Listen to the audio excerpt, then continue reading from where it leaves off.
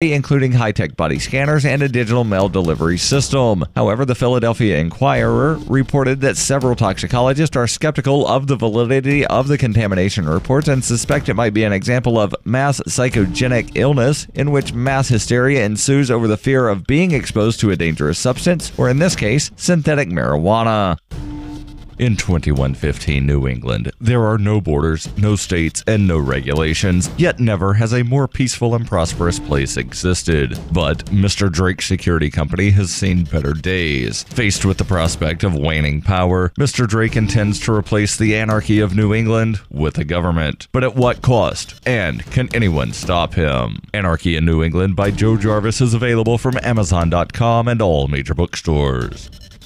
Reuters reports President Donald Trump on Tuesday won dismissal of a lawsuit in which 3 protesters accused him of inciting a riot after they were roughed up at a March 2016 campaign rally in Louisville, Kentucky during Trump's White House run. In a unanimous decision, the 6th U.S. Circuit Court of Appeals said the protesters did not state a valid claim under Kentucky law against Trump or his campaign, and Trump's speech was protected by the First Amendment because he did not specifically advocate violence. Henry Brousseau, Kashia Nangwuma, and Molly Shaw said they had planned a peaceful protest at the March 1st, 2016 rally in which Trump gave a roughly 35-minute speech that was interrupted several times. They claimed they were assaulted, pushed, and shoved, with Brousseau being punched in the stomach and unceremoniously removed after Trump repeatedly exhorted supporters to get him out of here. But in ordering the dismissal of the incitement to riot misdemeanor charge, Circuit Judge David McKeague noted that Trump said, "Don't hurt him." McKeague said this amounted to an express disavowal and discouragement of violence, even if Trump wanted to quell disturbances by having the protesters removed. Trump and his campaign had previously won the dismissal of negligence claims and claims that they should be held liable for 3 Trump supporters who allegedly participated in the assaults. Those supporters were also named as defendants. This has been FPP Radio News, online at fppradio.com. Shortly after being fired from his coding position at a downsizing tech firm, 34-year-old Irvine native Sam Morrison told reporters Monday that he believed he had finally achieved the sort of work-life balance for which he has long strived. Yeah, ever since I got fired, it just seems like my whole entire routine is just clicking. I go for jogs in the afternoon, spend nights with my wife and kid. I'm even cooking more. Everything just feels right. Morrison, who since his termination has found time to pick up reading again, eat a healthy diet, and sleep more than 5 hours a night, noted that his unemployment has allowed him to find a level of harmony in his personal life that he never before thought possible. For a while there, I thought that I was going to spend the rest of my life constantly worrying about getting to the office on time and pleasing my boss. Outside of the late payments on the house, the mounting credit card debt, the rapidly depleting savings, my life is essentially stress-free. I honestly couldn't be happier. This is the Onion News Network.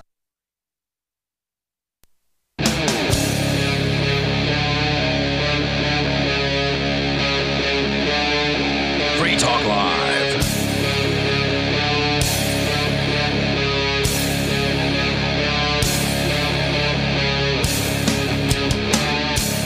This is Free Talk Live. You can bring up whatever you want here. We've got open phones every single night, all 3 hours per night, all 7 nights per week, here to take your calls about whatever is on your mind. Oh, there's some music. 855-450-FREE. That's 855-450-3733. Plus, there's the Discord on-air call-in line rooms that are open and available to you. You'll sound almost like you're sitting here in the studio with us if you jump into those Discord rooms. Over at discord.lrn.fm. That's discord.lrn.fm. Ian, Conan, and Darryl in the studio to kick things off. We're going to go straight to your phone calls. But coming up, Conan, you want to talk gaming. Battlefront 2. It's a game that's been out for, most of a year, I think. Good bit of a year. At this point, it's a Star Wars game. We can talk about why that's in the news, or if it's in the news, or what you want to talk about regarding that. Plus, Darryl, you'll be telling us about we're going to get an update on the Nike situation with Colin Kaepernick. And I made sure to wear the one pair of Nike shoes that I have. I wore yesterday to... You are not wearing Nike shoes right now. Yesterday... You have no shoes on. Okay. Yesterday to the polling place while I was standing out at the polls. And you were there most of the day. I got there about 8:40 in the morning. I was there until The polls closed at 7 with the exception of going to the Bitcoin meetup. I saw you rubbing shoulders with the environmentalist, communist / socialist. Well, it's keen. You pretty much can't stand at a polling location without rubbing shoulders with the environmental communists. I was chatting with the Democrat that's running for state rep in the ward here that we live in. The uncontested Democrat. Currently uncontested. Uncontested. Currently uncontested. You know, I wasn't going to open with the election tonight, even though there is some good news here because, you know, it's kind of local, and I really don't like to talk about local politics. On the other hand, I do like to talk about New Hampshire being a pretty unique place for libertarians to move to. So we'll give you a brief rundown of some of the good news, and in fact, the reason why is because somebody's actually calling about it. All right. We have Tom on the line in the Dominican Republic, listening online. Tom, you're on Free Talk Live. Go ahead. Yeah, good evening. First of all, congratulations to my opponent, Justin O'Donnell, for winning the primary for Congress. I was kind of looking forward to going on the debate stage and educating the voters, telling it like it is against the Republicans and the Democrats, and warning everybody. You're referring to a congressional case or a congressional campaign that was you versus another guy. You mentioned Justin O'Donnell, Libertarian here in New Hampshire, who were battling it out for the nomination of the Libertarian Party. As we pointed out last night, the Libertarians here in New Hampshire, for the first time in 22 years, actually have a primary. It was my first time voting in a Libertarian primary ever in my entire life. Yeah, we had the orange ballot. Very gold. Very striking. It was more gold to me. I mean, I'm colorblind, but yeah, it was a goldish yellow. Well, I went later in the evening, maybe with the maybe you're colorblind too. Well, it was at nighttime. Have you ever taken a colorblind test? No, I sure haven't. Oh, we need to have Conan take a colorblind test, because I was like, wow, we got a gold ballot. That's pretty cool. Then anyway, Tom, you got slaughtered in the vote. Well, notice here's the action-verb fallacy. It's not like Justin O'Donnell and I were at the chessboard and, you know, he made the move that defeated me. The voters that voted for him thereby defeated me. But the more important thing is... Like 75 to 25, I think. Something like that, right? Yeah. Or 3 you got to crushed. 1. But anyway, if you did not register Libertarian yet, and you live in New Hampshire, and you want to run for something as a Libertarian, there are plenty of vacancies, especially for state representative, where you can ask the Libertarians, will you put me on the ballot? And then if they do, then you can switch over tomorrow from Republican or Democrat to Libertarian, and then as a Libertarian, then you can sign the paperwork, and the Libertarians can you do that, put you on Darryl? the ballot if they want to. So the Libertarian Party, just like the Republicans and Democrats, can fill vacancies. Now, it takes the executive committee of either the state party or the local affiliate to approve the candidate. So you're already running, but Conan, assuming that you weren't a federal employee, you couldn't just fill out a paper saying, I want to run now, without approval from the party. Right, the party has... But I thought I heard Tom say that you could do that with somebody who's not a Libertarian and have them change They can parties. change their voter registration. Even this close to that appointment? Technically, in theory, they can. Interesting. All right, so and I've heard rumors that might be going to happen. Not people changing registrations. No, but I've heard that the Libertarian Party is going to assign some people kind of after the fact. We are having the executive committee at both the affiliate and the state level have meetings in the next couple of days to discuss that. I think that's an interesting approach because, like, there are people who believe they're going into the general election with no competition because in a lot of these races, as Tom points out correctly, there is nobody opposing many of these candidates out there, whether they be Republicans or Democrats. There's no other person. They're like here in Keene, for instance. In Cheshire County, where we are, there's only one Republican for county office, and that's the guy running for sheriff. Man. There's not a Republican running for treasurer. There's not a Republican running for attorney. There's not a Republican running for register of deeds. There's not a Republican running for register of probate. Now, there are some a smattering of them in like state representative, runs. Right, there's here in Keene. One Republican running for state rep in Keene. He's running in a neighboring ward. Yeah, it's dismal for the Republicans, but that's good news for the Libertarians. Right. And it's also, in some cases, the Democrats won't file somebody in other districts. So, I mean, this is a ripe opportunity for people who care about freedom to make a move here. Thanks, Tom, for the call tonight. Appreciate it. Toll-free number tonight, 855-450-FREE like freedom. I mean, we talk about the libertarian migration, this freedom migration that's been going on here to New Hampshire. We actually were hanging out with Robert a little bit last night from Vermont, and he's really optimistic about things changing.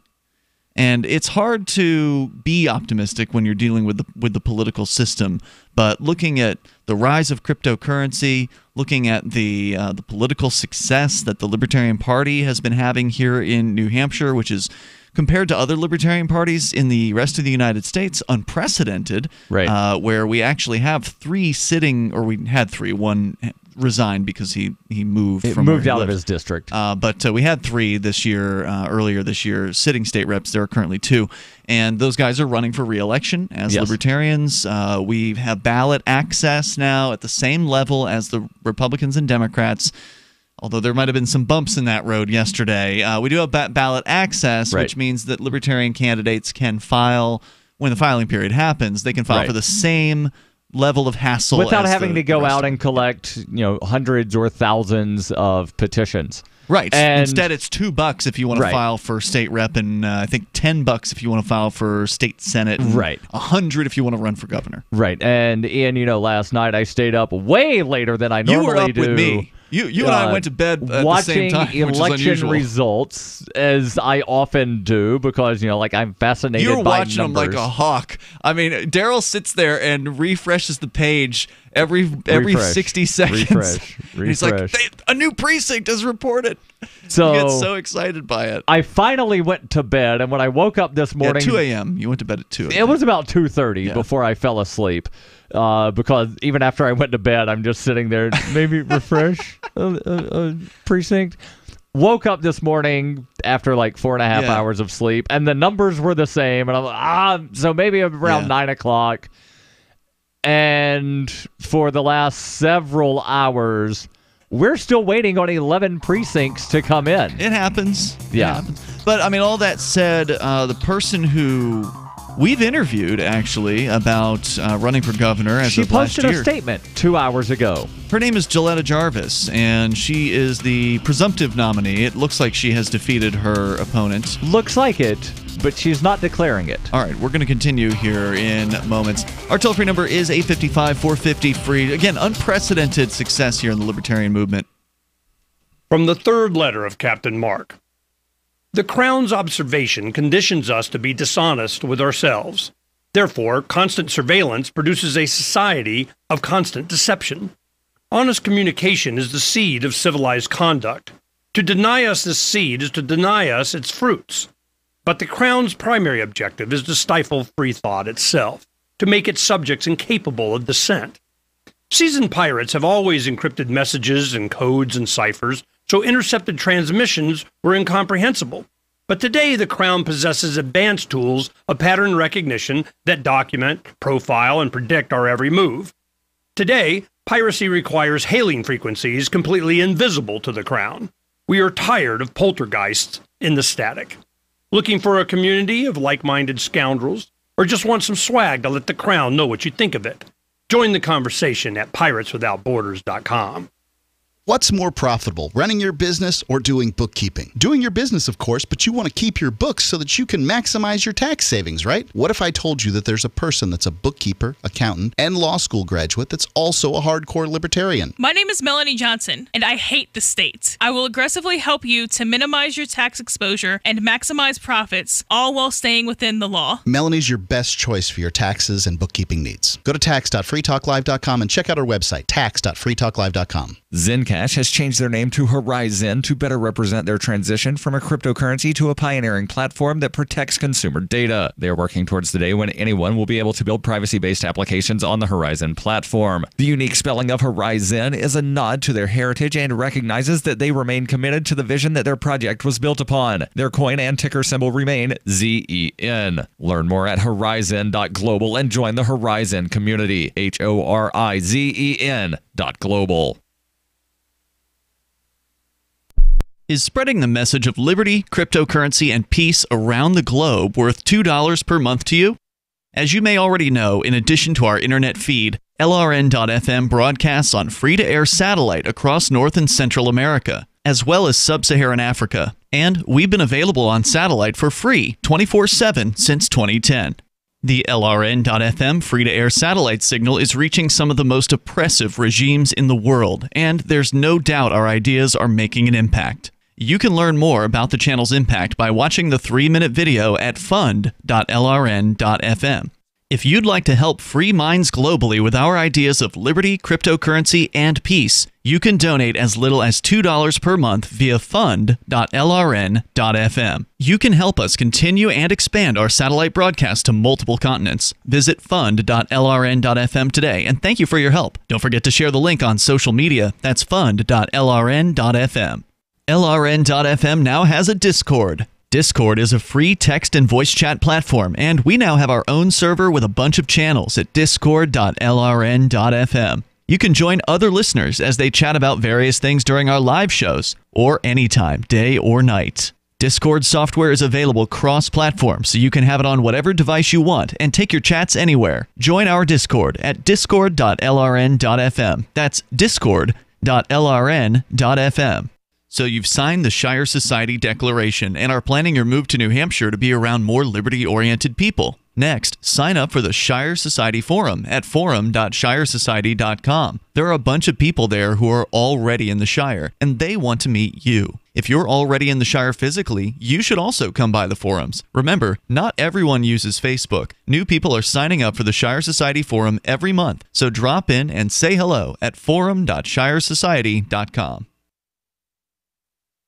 This is the Liberty Radio Network, broadcasting the latest liberty-oriented audio content 24 hours a day at LRN.FM.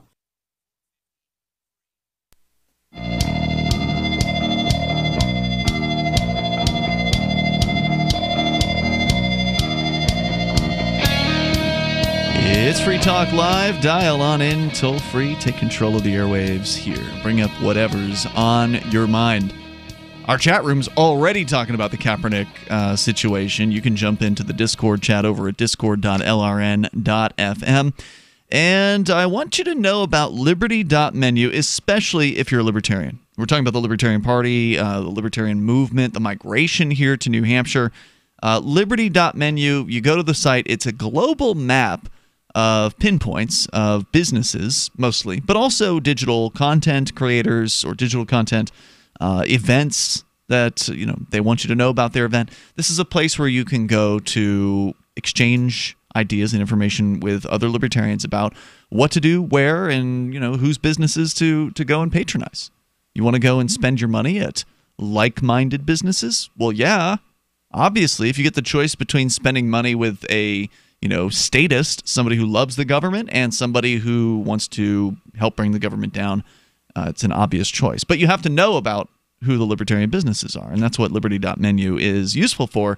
If you're an individual who rejects the initiation of force and you agree to abide by the ethics of the non-aggression principle, then get on over to liberty.menu and get registered there. It is free to use the site, so really there's no reason not to do this unless for some reason you don't want to be known as a libertarian business. So if you want to get some potential extra business, get some extra exposure within the world of the Liberty community, go check it out. Liberty.menu. You can use code FTL like Free Talk Live. You get a special badge. We can't really give you a discount because it's free to put your stuff up there. So check it out. Liberty.menu. As we've been talking about the Libertarian Party in New Hampshire having some good, I would say, success thus far politically, where it was right, and voter turnout of about 340% of registered libertarians. That sounds good. Is that good? That sounds good. Yeah, when normally in a political primary, turnout is between like 15 to 20%. Mm-hmm.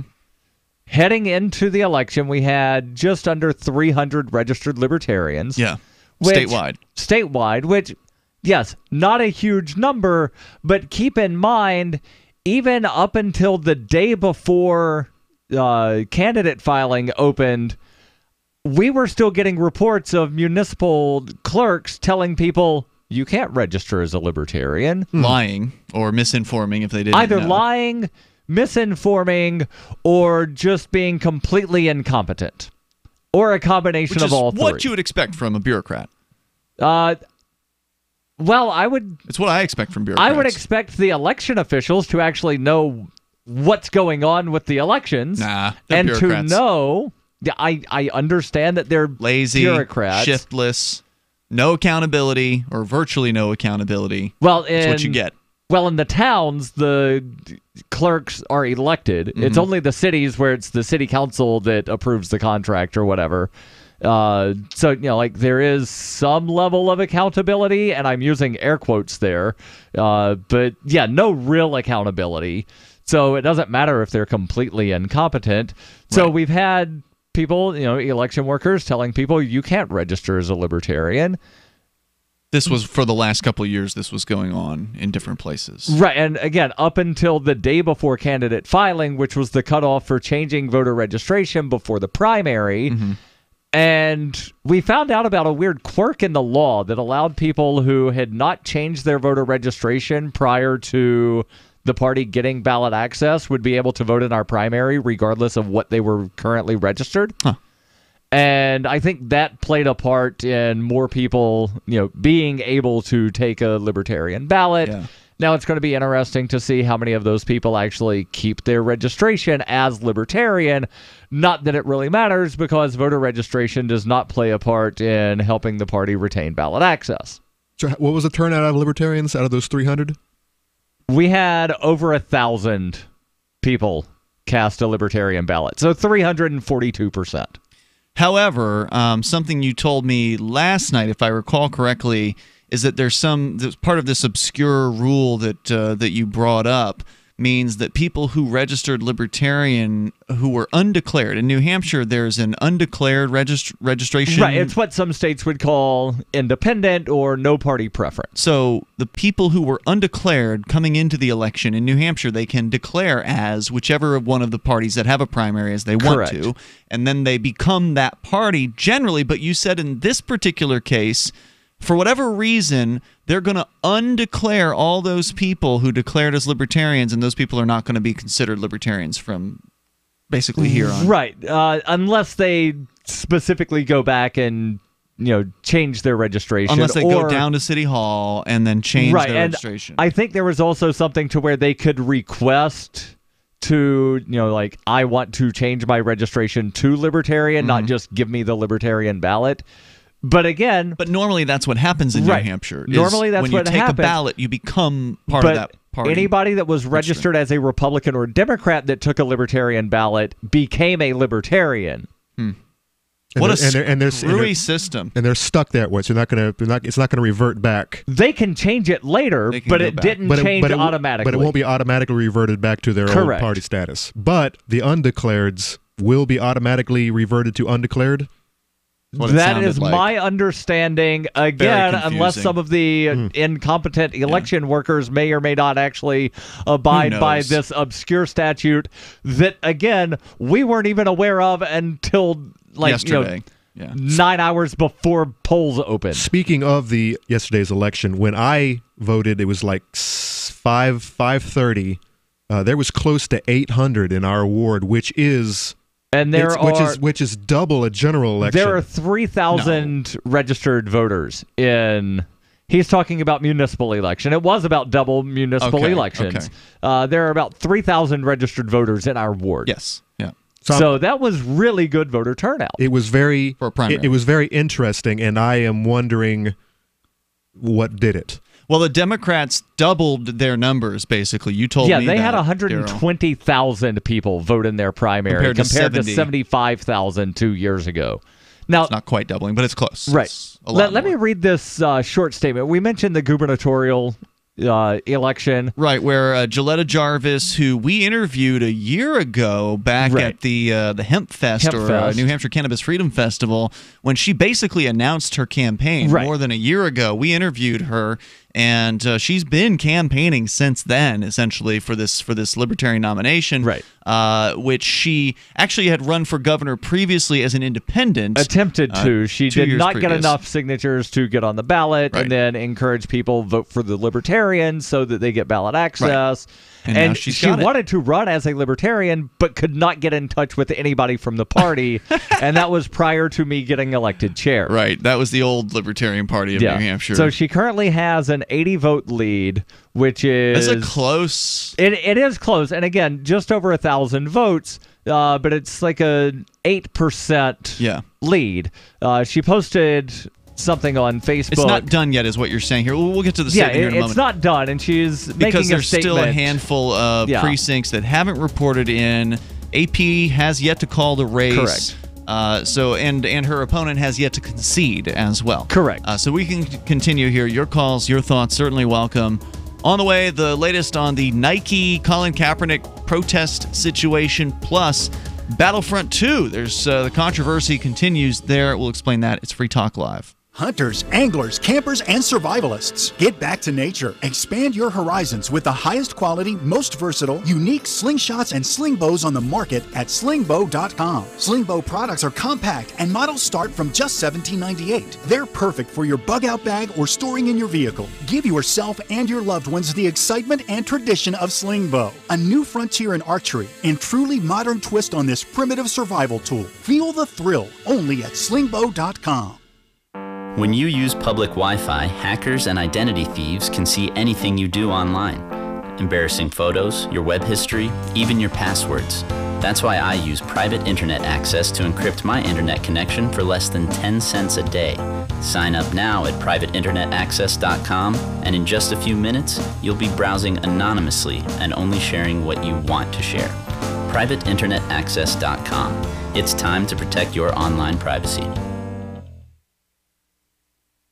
The NFL announces a new zero-tolerance policy on videotaped domestic violence. A puzzled nation can remember the name Ferguson, but is not sure from where. And a man wearing an M&M jacket is apparently made in God's image. This is the Onion Week in Review. Tech giant Apple unveiled a brief, fleeting moment of excitement to the general public. The short-lived, ephemeral sense of wonder was released in front of an exclusive group of reporters and industry insiders at Apple's Silicon Valley headquarters. Apple really made us wait, but this rapidly diminishing glimmer of pleasure was totally worth it. It was 100% better than any other temporary joys I've ever experienced. And in this week's local news, an uneasy détente forms between a man sitting on a patio and a bee. In other news, a poll finds 80% of Americans would get in a vehicle with a stranger for a chance at a new life. Bank of America introduces a new $50 underdraft fee, and the nation's huggers announce plans for you to get over here.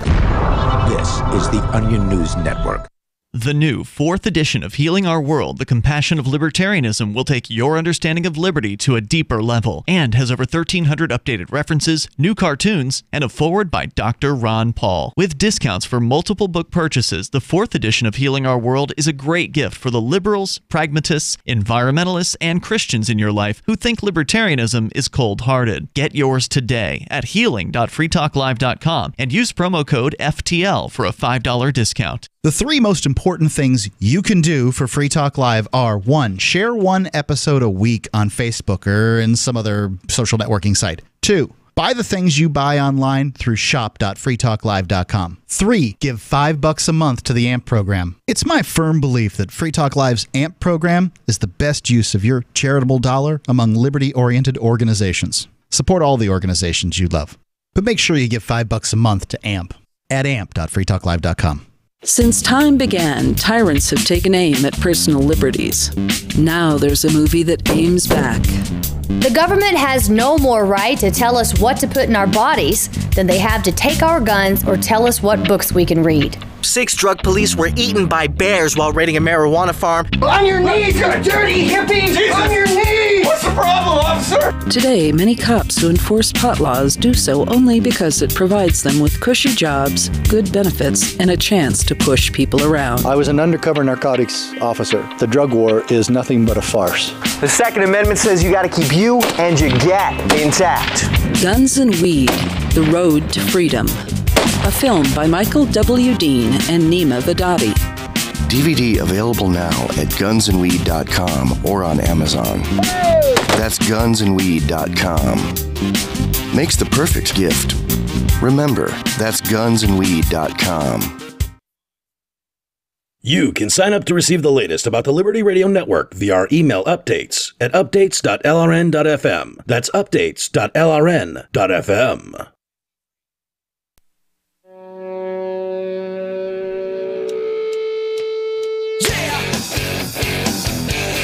Yeah, it is Free Talk Live, and you are invited to join us right here. The toll-free number is 855-450-FREE, like freedom. That's 855-450-3733. We've also got our Discord on-air call-in lines over at discord.lrn.fm, so jump on in there and bring up whatever is on your mind. Joining you tonight, it's Ian. And Conan. And Darryl. We've been just kind of doing an election recap here, pointing out how special New Hampshire is for libertarians. Libertarians in so many places got to be feeling frustrated. Especially in Arizona. And I don't know if you followed what happened in Arizona. No. A couple of years ago, the Republican-controlled legislature passed some kind of bill that only applied to the Libertarians for getting their candidates on the Libertarian primary ballot. That greatly sounds unconstitutional. Yes. Okay. It does. Because you're not supposed to be able to target one particular group. Correct. Greatly increased the number of petitions that Libertarians needed to get on their own primary ballot. Wow. Which effectively meant that no Libertarians would ever wind up getting on a Libertarian primary ballot. However, there's another option of, well, if you get the same number of votes in the primary as a write-in candidate, where we'll make up a ballot with just a bunch of blank lines for every office. Mm-hmm. And then everybody just writes everybody, and if you wind up getting enough, then you wind up getting on, and you don't have to worry about, going around door to door, collecting signatures, wasting a bunch of time. Oh, you can't sign my petition. Sorry that I stood here talking to you. Okay. So they had their primary a couple of weeks ago, and they just found out yesterday that all of the Libertarian candidates were about 1,000 votes short of because of the new levels they had to reach, is what you're saying. Because of the new laws. Hey, guess what, Libertarians? Here's a crazy idea. Maybe you ought to concentrate your efforts in one particular geographic area, because then maybe you'd actually have a chance of winning an election. Maybe you'd have a chance of defeating somebody in a primary. Maybe you'd have a chance of qualifying for the ballot in the first place if you actually have a movement, one that actually gives you a level on a playing field on which you can actually compete with these Republicans and Democrats. Now, by no means am I saying here that New Hampshire is, the perfect place to be a third party. It's really actually pretty backwards as far as ballot access in New Hampshire generally for third parties. Right. However, we have hit that bar. We have hit that level as of 2016, again, because it happened in the 1990s, and then they lost it in the 90s, late 90s. So it happened in 1990. The threshold for retaining was increased. Raised. Yeah, but we now have hit that raised threshold of 4%. That happened in 2016, and I think we probably have Trump and Hillary to thank for that, for being so awful and driving people into the arms of third parties in 2016. Right, even though it's the governor's race, not the president that decides ballot access here. I know that, but I just feel like that's why that particular gubernatorial candidate did as well as he did. Because I don't think he's got the charisma of, say, Gilletta, who is our current candidate here in 2018. But, we've hit that level where the Libertarian Party is at the same ballot access level now here in New Hampshire as the Republicans and Democrats. And what I said last night when we were talking about this off the air is if the Libertarian Party in New Hampshire can retain ballot access this time, like if it wasn't just a fluke in 2016, right, and that they can actually build on this access and that their gubernatorial candidate, or I think the Senate candidate, the U.S. Senate, there is no U.S. Senate this year. Okay, so only the governor candidate can qualify. If she can hit 4% again, then we carry on for the next 2 years. And then, we got to keep hitting that bar. Obviously, we'd love to see it go above 4% and hit 5, 6, 7, 10 or whatever. But the question is, how's the media going to handle this? And we've already got some initial indications of some media organizations are pledging to invite the Libertarian candidate to speak. Well, I saw something earlier today that the current governor has declined invitations to debates. Really? That's perfect. The question is, will the debate continue between the Democrat and the Libertarian? That's a good point. If they have the debate, it's perfect, right? Because let me let you know, those of you listening out there, the Democratic nominee is a woman. Yes. Her name is Molly Kelly. She's actually the former senator from this area. And she just trounced her opponent, by the way, like 2-1. She trounced him. And so you've got a female Democrat who's going to be running against a female Libertarian. Presumably. And I think the media is going to want to see that. I think the media is, even if the current male Republican governor, who's only one term, correct, if he's saying, I don't need to debate, they're going to have a debate, I think, because they can. If it were just the two candidates, then they wouldn't be able to. Right. But now they can have the debate, and they can do that thing that you've done, Darryl, where they put the empty seat up on the stage. Yes. Arizona has actually done that. The media outlets in Arizona have done that. And I'm not a fan of public funding for elections, but Arizona has this thing to where any candidate that receives public funding must appear at a debate that all candidates have been invited to. Yeah. They only have to appear at one. Right. And there are generally more. And most candidates will wind up going to as many debates as they're invited to that are televised. Sure, because most candidates are interested in there was one of publicity. the governors a couple of years ago that she showed up to the first debate and then didn't show up to any of the others, but there was always that empty podium. Yeah. Are you saying that just because they are in the race, they are receiving public funding? Because the Libertarians generally do not accept the public funding, but everybody else does because they like getting the free money. That's what I'm asking. How are they getting public funding during the election? I don't know what the process necessarily is. It's offered to them, I guess. As long as you collect a certain amount of donations, you get public funding. So let's go to this statement from Gilletta. Okay. Gilletta Jarvis, the now presumptive gubernatorial nominee, still waiting for all the results. Still waiting for all of the results. And she posted this a couple of hours ago on her Facebook page. Okay. She says, I've spoken to Aaron Day, and we will continue to allow the votes to be tallied. We will not be declaring a winner, meaning Mr. Day will not be conceding, and I will not be accepting. We will allow the Secretary of State's office to declare the winner. Okay. The reason for this is the election process that occurred yesterday. We both received multiple reports of people being denied a Libertarian ballot, of people having to argue for their right to vote Libertarian, or poll workers questioning if they really wanted to vote Libertarian. This equates... Are you sure you really want to... There's all these old ladies, right, at the poll. This equates to voter suppression, and while neither of us feel the winner of our race will have changed, it's still a violation of your rights. As Mr. Day and I both got into this race because we believe in fighting for your rights, this is important to us. Regardless of if you were voting for myself or Mr. Day, we both want to see your rights and the rights of every individual in the state protected.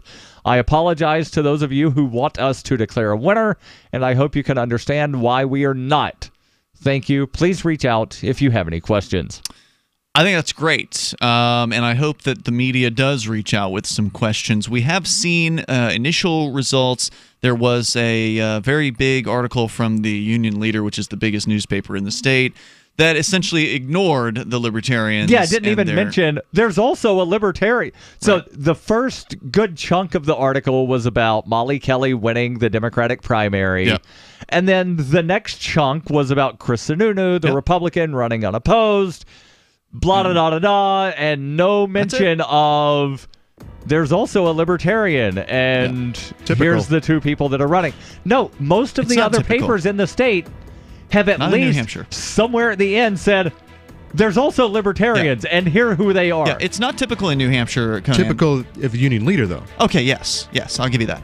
But New Hampshire's media, in my experience, has been generally, I would say overall, mostly fair towards smaller party, so-called lesser candidates. More coming up. The Bitcoin.com wallet is a simple and powerful, full-featured wallet that allows you to send and receive Bitcoin, BTC, and Bitcoin Cash, BCH, with anyone, anywhere in the world. It supports both single and multi-signature wallets and is available in multiple languages. The Bitcoin.com wallet is available on Windows, Linux, Mac, Android, and iOS devices. Use the Bitcoin.com wallet to buy, send, store, and receive both Bitcoin, BTC, and Bitcoin Cash, BCH. Learn more at wallet.bitcoin.com. That's wallet.bitcoin.com. Your property and your family are precious. Protect them with Blink, like we have. Blink motion-activated HD cameras are wire-free, set up fast, and their batteries last up to 2 years. And Blink's live feed option lets you monitor what's happening at home anytime, anywhere from your smartphone. No contracts, no subscriptions, and Blink works with Alexa. You can get 3 Blink cameras for way less than the other guys, plus an extra 15% off. Visit blinkprotect.com/FTL. blinkprotect.com/FTL. Normal blood pressure, naturally. How would that make you feel? I'm Don from New Mexico. January of 2000, I had a heart attack. Then my real health began going downhill. I had high blood pressure, diabetes, poor vision. I wasn't sleeping well. I was a mess. Don reports dramatic improvements with Heart and Body Extract. I started taking Heart and Body Extract. From within a few days, I started sleeping better. My blood pressure normalized. My diabetes normalized. My sleep improved. Experience these benefits and more when your body heals itself with the assistance of Heart and Body Extract. Order at hbextract.com or call 866-295-5305. That's hbextract.com or call 866-295-5305. And folks, I did not expect this at all. By the 7th, 8th, and 9th day, I saw dramatic improvements from taking Heart and Body Extract. Heart and Body Extract comes with a 100% ironclad money-back guarantee. Details at hbextract.com or call 866-295-5305 for Heart and Body Extract.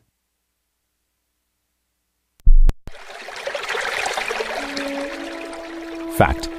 The new NSA data center in Utah requires 1.7 million gallons of water every single day to operate.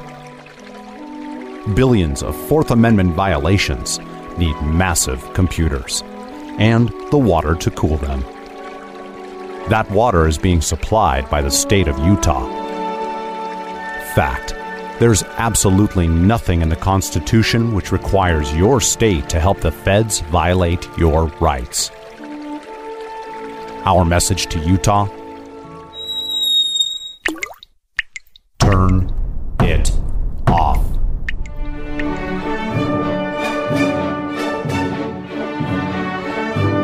No water equals no NSA data center. Visit offnow.org.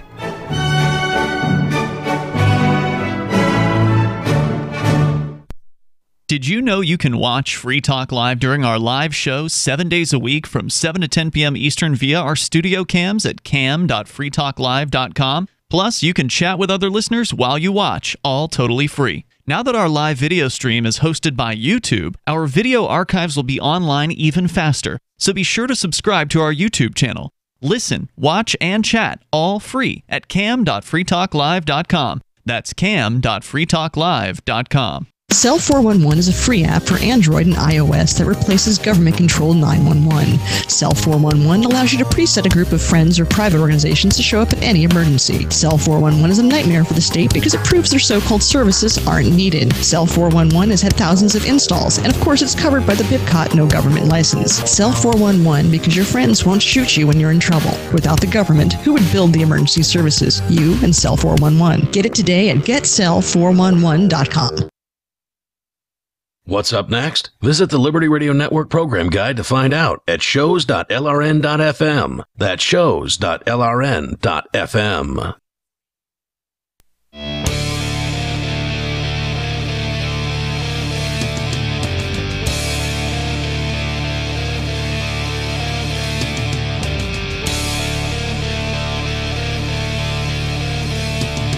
This is Free Talk Live. Dial on in toll free. Take control of the airwaves here. The number is 855-450-FREE. That's 855-450-3733. Plus, we've got the Discord on-air call-in line rooms over at discord.lrn.fm. That's where you can go. And you can connect with other Free Talk Live listeners. It's a chat service, first and foremost, but there's also the Discord on-air call-in lines. So when we're live on the air, you can join one of those chat rooms. It's a special two-person chat room. You join, then we'll join you in there, and that'll get you on the air, and you'll sound almost like you're sitting here in the studio with Ian, Conan, and Darryl here tonight on Free Talk Live. The Discord chat is available to you over at discord.lrn.fm. Once again, discord.lrn.fm. You do need the Discord app if you want to use the call-in lines. You can use their web app for just normal chatting, and there's plenty of great chat rooms in there. We've got different topics. There's the one, of course, that people hang out in mostly during the show. There's also a gaming chat room, a cryptocurrency chat, and more. Head on over to discord.lrn.fm. And the Blink motion-activated HD cameras. We've got Blink here at the studio. Mark Edge has it out at his house. It's a great system, and it's so easy to get set up and help protect your property and your family. Those things are precious to you, so you want to have something to protect your things that are precious, and you can get Blink at 15% off by using this URL. It's blinkprotect.com/FTL, like Free Talk Live. So you can, of course, get notices from Blink whenever something moves in front of the camera. It's motion activated, but you can also click into a live feed option if you just want to jump in any old time you want and check your cams. You can do that too. Blink, by the way, works with Alexa, so you can access your home camera system by your smartphone or other smart device. No contracts, no subscriptions, and you get 3 Blink cameras for way less than the other guys. Plus, you save that extra 15%. Because you're a Free Talk Live listener. blinkprotect.com/FTL, like Free Talk Live. As we continue here, of course, we'll take your calls and your thoughts about anything that's on your mind. We've been talking about the Libertarian Party here in New Hampshire and some of the ballot success, the political successes that we've seen happen over just the last 2 years since the Libertarian Party got its ballot access again for the first time in 22 years. Libertarian Party is back at the same level as the Republicans and Democrats. Hopefully, the Libertarian Party can stay there and provide some meaningful competition to these Republicans and Democrats that are out there. As you pointed out, Darryl, here in the western portion, or the southwestern portion of the state, specifically in Keene, which is a kind of a Democrat stronghold, basically, the Republicans for years have essentially thrown in the towel and completely given up doing anything. So the more Libertarians we can get on the ballot, the more literally two-way races we would have between Libertarians and Democrats in this particular area. I think it's great what we've got going on here, and it's so still early in this whole migration. We've of course explained to you many a time that there's a libertarian migration happening. It's been going on for more than a decade and a half now here officially to New Hampshire, as libertarians come from all over the place. Conan, I think you moved up from Tennessee. Darryl, you moved up from Texas. I moved up from Florida. And we've got people who've moved from as far away as Russia. In fact, a friend of the show who's Russian won his, now he's not running as a Libertarian, but he's very Libertarian, and he won his Republican nomination last night. I won't say who it is, but he calls the show every now and then to talk about cryptocurrency. Is he actually from Russia? I thought he was from one of the Eastern European No, he's countries. really from like Moscow or something like that. Okay. He's really from Russia. I know his wife is from one of the former Soviet republics that was not Russia. Okay. Anyway, yeah, really a Russian guy. He got first place in his Republican primary as a newbie, first time running. KGB win state house race. So, Libertarians are winning as not just Libertarians, but also as Republicans and Democrats to some extent as well. So we've got so many Libertarians in New Hampshire that they are infiltrating the Republicans and Democrats, whereas the Libertarian Party at the national scale has the opposite problem, where the Libertarian Party is being infiltrated by the other parties at the national level. The Libertarians here are actually infiltrating the other parties. Now, I know, Darryl, you'd love to have them all join the Libertarian Party and help make the Libertarian Party that much stronger, but the fact is... Only the ones that are actually Libertarian. Actually, right. But the fact is... the ones that love the Republican Party so much that they have to join it, I don't want them joining the Libertarian Party because they're going to try convincing us to, close up shop and just become Republicans. Yeah, well, that's not going to happen. If that's your strategy, then, you're barking up the wrong tree. Yeah, I mean, the fact is, Libertarians, you can't get them to agree on anything, so of course they're going to splinter and schism, which is why we need to have more of them here. You can't even get us to agree that we can't agree to anything. Okay, I'll agree with you on that. But the fact is, the more raw numbers of Libertarians we have moving here, the better off everybody's going to be, because some of them are getting involved in the Libertarian Party. Some of them are getting involved in the Republicans and Democrats. Some of them are, non-voters. Some of them are kind of outside the system activists. Some are doing civil disobedience. Some are standing up for their rights. The more we can get to move here, the better. I would recommend, if you are a liberty-minded person out there and you're bummed out about how just pathetic the Libertarian Party does where you live, and you want to actually have a chance at winning something, then you've got to combine your efforts together with other people. It's a no-brainer, right? Numbers are what make a difference in whatever it is you're doing, whether it's putting together a civil disobedience movement or whether it's running for political office. If you don't have people behind you, you don't have a movement. You've just got a few people hanging out talking about ideas, shooting the crap, over drinks at the local bar. That's what Libertarians are almost everywhere. This is the failing of the Libertarian persona, is the inability to get together with their fellow Libertarians and actually... Oh, they get together. Well, I mean, and they form, complain. and yeah, exactly. And form a community is what I'm saying. But, but a lot of times they get in the same room and they start fighting over the 5%. Right. We agree on 95% of stuff, and we start killing each other over the 5%, and then we move away from each other. Yeah, and then, of course, you only have the handful of Libertarians wherever you are that you can even do anything with. If you wanted to do something besides fight over drinks or whatever it is that they do, you only have a handful of them, and some of them you probably can't stand. Right. So now you have half of a handful or whatever because you can't stand half of them. Here in New Hampshire, there are so many Libertarians, you don't have to hang out with them all. You don't have to live. I don't live anywhere near you guys. I'm way up in North. Well, you're antisocial. I mean, you only come out because you like it on the radio. I think it's asocial. I don't. You're not antisocial. You just aren't social. I don't dislike people. Okay. I just prefer to do things on my own. I guess asocial. That would be asocial. That would be asocial. Antisocial is I despise people and I want to destroy society. Fair enough. So anyway, check out the 101 Reasons That Liberty Lives in New Hampshire. It's a great documentary film. It's actually about 4 years old at this point, but I think it's still a solid representation of the community that we have here in New Hampshire that is unprecedented. And you just don't understand it until you've come here. I saw Jesse, who is one of our listeners. He's been in the Discord chat, chatting over the last couple of weeks. You may remember Darryl. I don't think you met him, Conan, because you don't come the guy out to that was here not too long ago. Yeah, he brought his, I think, wife or fiance with him, and they came up from California, and they, hung out in New Hampshire for like a week or two or whatever it was. Right. And they came to Keene, and they came to one of our cryptocurrency meetups, and I think he repairs cell phones for a living. He's kind of his thing, and he said in the chat room, the Free Talk Live chat or the New Hampshire chat on our Discord server, that they're planning to make the move. Nice. Good. Because again, it's one thing for us to say these things are happening. It's another thing for you to come here and to actually experience, to come, because he came from L.A. Right. To come to a meeting in New Hampshire where at the drop of a hat you can have more activists show up, in less than 24 hours notice or whatever. You can have more people show up to something in New Hampshire than you can in Los Angeles or in New York City. I mean, that's impressive. Right.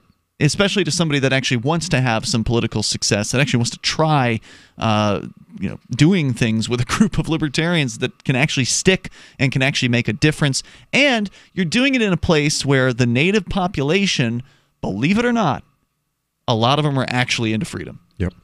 A lot of them are into freedom. Now, of course, there are still natives who are statists and they love the government and all that. Those people do we're exist. so close to Massachusetts, and that's a big part of New Hampshire's problem. In fact, that is the biggest influx of migrants, immigrants, refugees are from Massachusetts. That's true, but most of them aren't activists. They're just people. Well, it's all they have to do is vote. And vote for the wrong guy. Toll-free number tonight, 855-450-FREE. You can check out the 101 Reasons Liberty Lives in New Hampshire. Go to 101reasonsfilm.com. It's free. You can watch it online. It's an hour. It will not take a lot of your time. If you're time challenged, watch 10 minutes today, 10 minutes tomorrow, and then so on. So 101reasonsfilm.com. I think you'll really like that. And I think we've got some pretty cool stuff going on here. But we're going to change gears and get into some other news on the way here. Hour number 2 is coming up.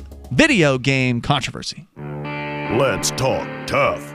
Let's talk comfort. Let's talk about down-home value. Made in the USA blue jeans, like you wore as a kid. Remember? There's a place down in Tennessee where they make blue diamond gusset jeans. They so pride in every stitch. Guarantee you love the way they fit. They put a diamond gusset in the crotch where you need it most. Blue diamond gussets got it, others don't. For good old-fashioned comfort, get Diamond Gusset jeans. Every stitch guaranteed. And our Defender motorcycle jean comes Kevlar reinforced. See them at GUSSET.com, that's gusset.com, or call 888-848-7738. That's 888-848-7738. Diamond Gusset jeans got it, others don't. We've all heard about blockchain assets like Dogecoin, Ether, and Ripple. Bitcoin isn't the only player in the blockchain game any longer. And for those of us wondering how to get our hands on these digital assets, finally, there's a solution. Shapeshift.io allows you to buy and sell between your digital assets and Bitcoin instantly between your own digital wallets. I've used it with ease. Shapeshift.io. There's no account or email address needed. You send them the crypto you want to sell. They send back the crypto you want to buy. It's that easy. Shapeshift.io. Did you know we've taken our LRN.FM telephone listen line to a new level with the LRN.FM audio on demand line? Now you can call 712-770-8447 anytime and listen to LRN.FM's live feed. And you can listen to a bunch of our original shows on demand. Long distance fees may apply. Just dial 712-770-8447 and choose from the menu. 712-770-8447. You're listening to the live edition of Free Talk Live. Hour number 2 is next after the news here on the Liberty Radio Network at LRN.FM. From Conan, the Shire, the Liberty Media capital of the world, this is Darryl W. Perry, host of FPP Radio News for Wednesday, September 12th, 2018. Silver is trading at $14.12 per ounce. Gold is valued at $1,194 per ounce. Zen is trading at $15, and the average price of Bitcoin is $6,253. Antiwar.com reports, speaking at the UN during the latest session on Syria's Idlib province, U.S. Ambassador Nikki Haley warned Russia and Iran would face dire consequences if they continue to back a Syrian military offensive against rebels in the province. Idlib is the last major rebel-held territory in Syria, and taking it is seen by Syria and its allies as effectively ending the Syrian war. The U.S. has insisted they oppose any move into Idlib. Haley went on to say that Iran and Russia are cowards interested in a bloody military conquest and that the U.S. continues to intend to respond militarily if any chemical weapons are used. President Trump has also suggested that a military response could happen if he believes the offensive is a slaughter. Haley was unclear what the dire consequences would actually be. Russian Ambassador Vasily Nebenzia reiterated that there were no reasons to think Syria would use chemical weapons in Idlib and said the presence of al-Qaeda and other terrorist groups in Idlib obliges Syria to move against them.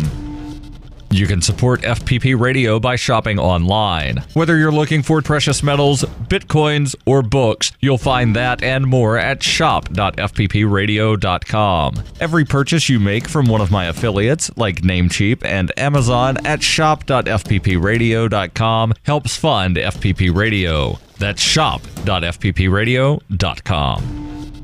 UPI reports after 12 days, Pennsylvania prison officials on Monday ended a statewide lockdown on all prisons due to staff members getting sick from exposure to synthetic drugs. Between May 31st and September 12th, more than 50 staff members and 33 prisoners reported being sickened and were taken to outside hospitals, according to state officials. Lab results showed that staff and prisoners came into contact with a synthetic cannabinoid, also known as K2 or spice, in multiple instances. The substances were reportedly sent through the mail system and by visitors, leading to the statewide shutdown that included suspending mail and visitation to all state prison facilities in Pennsylvania. All inmates were restricted to their cells for 24 hours a day throughout the 12-day lockdown. Pennsylvania Corrections Secretary John Wetzel said the lockdown was a difficult time for staff who became ill by encountering suspected synthetic drugs while simply performing their jobs. The reports of synthetic cannabinoid contamination throughout the prison mail system led prison officials to spend $15 million to increase security, including high-tech body scanners and a digital mail delivery system. However, the Philadelphia Inquirer reported that several toxicologists are skeptical of the validity of the contamination reports and suspect it might be an example of mass psychogenic illness in which mass hysteria ensues over the fear of being exposed to a dangerous substance, or in this case, synthetic marijuana.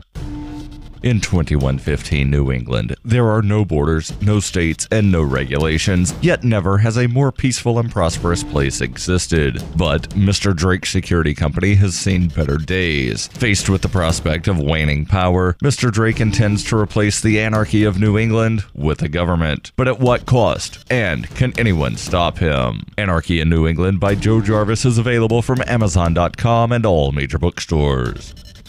Reuters reports President Donald Trump on Tuesday won dismissal of a lawsuit in which 3 protesters accused him of inciting a riot after they were roughed up at a March 2016 campaign rally in Louisville, Kentucky during Trump's White House run. In a unanimous decision, the 6th U.S. Circuit Court of Appeals said the protesters did not state a valid claim under Kentucky law against Trump or his campaign, and Trump's speech was protected by the First Amendment because he did not specifically advocate violence. Henry Brousseau, Kashia Nangwuma, and Molly Shaw said they had planned a peaceful protest at the March 1st, 2016 rally in which Trump gave a roughly 35-minute speech that was interrupted several times. They claimed they were assaulted, pushed, and shoved, with Brousseau being punched in the stomach and unceremoniously removed after Trump repeatedly exhorted supporters to get him out of here. But in ordering the dismissal of the incitement to riot misdemeanor charge, Circuit Judge David McKeague noted that Trump said, "Don't hurt him." McKeague said this amounted to an express disavowal and discouragement of violence, even if Trump wanted to quell disturbances by having the protesters removed. Trump and his campaign had previously won the dismissal of negligence claims and claims that they should be held liable for 3 Trump supporters who allegedly participated in the assaults. Those supporters were also named as defendants.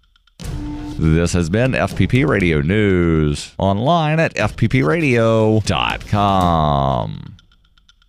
Today's most popular video games take place in dangerous post-apocalyptic landscapes.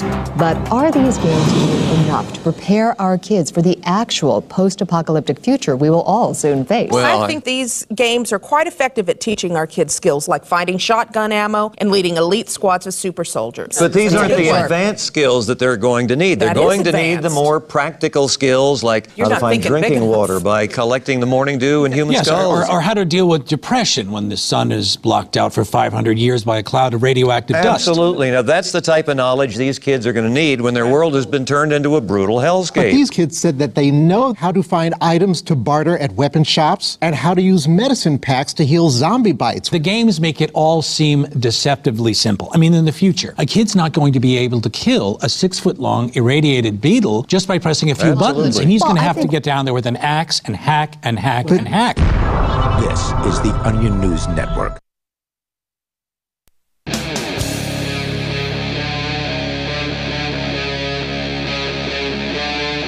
Free Talk Live.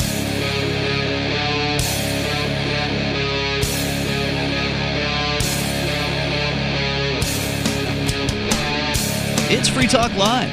You can dial in toll-free, take control of the airwaves if you want. Our toll-free number is 855-450-FREE. That's 855-450-3733. Coming up tonight, we can, Darryl, you've got a story about Colin Kaepernick, the Nike controversy. People were setting fire to Nike clothing and shoes, and you get some more news about that. Yes. Plus, Conan, you want to talk gaming controversies, specifically the ones surrounding these microtransactions, with the example of a game called Battlefront 2, but of course it's a problem for a lot of games. Microtransactions, a big moneymaker for a lot of these producers, and how it killed Battlefront 2. That's all on the way here. Your the toll-free number for you again, 855-450-FREE like freedom. As we go to your phone calls and thoughts, we'll start out with Andy. He's calling from Minneapolis, listening online at lrn.fm. Hello, Andy.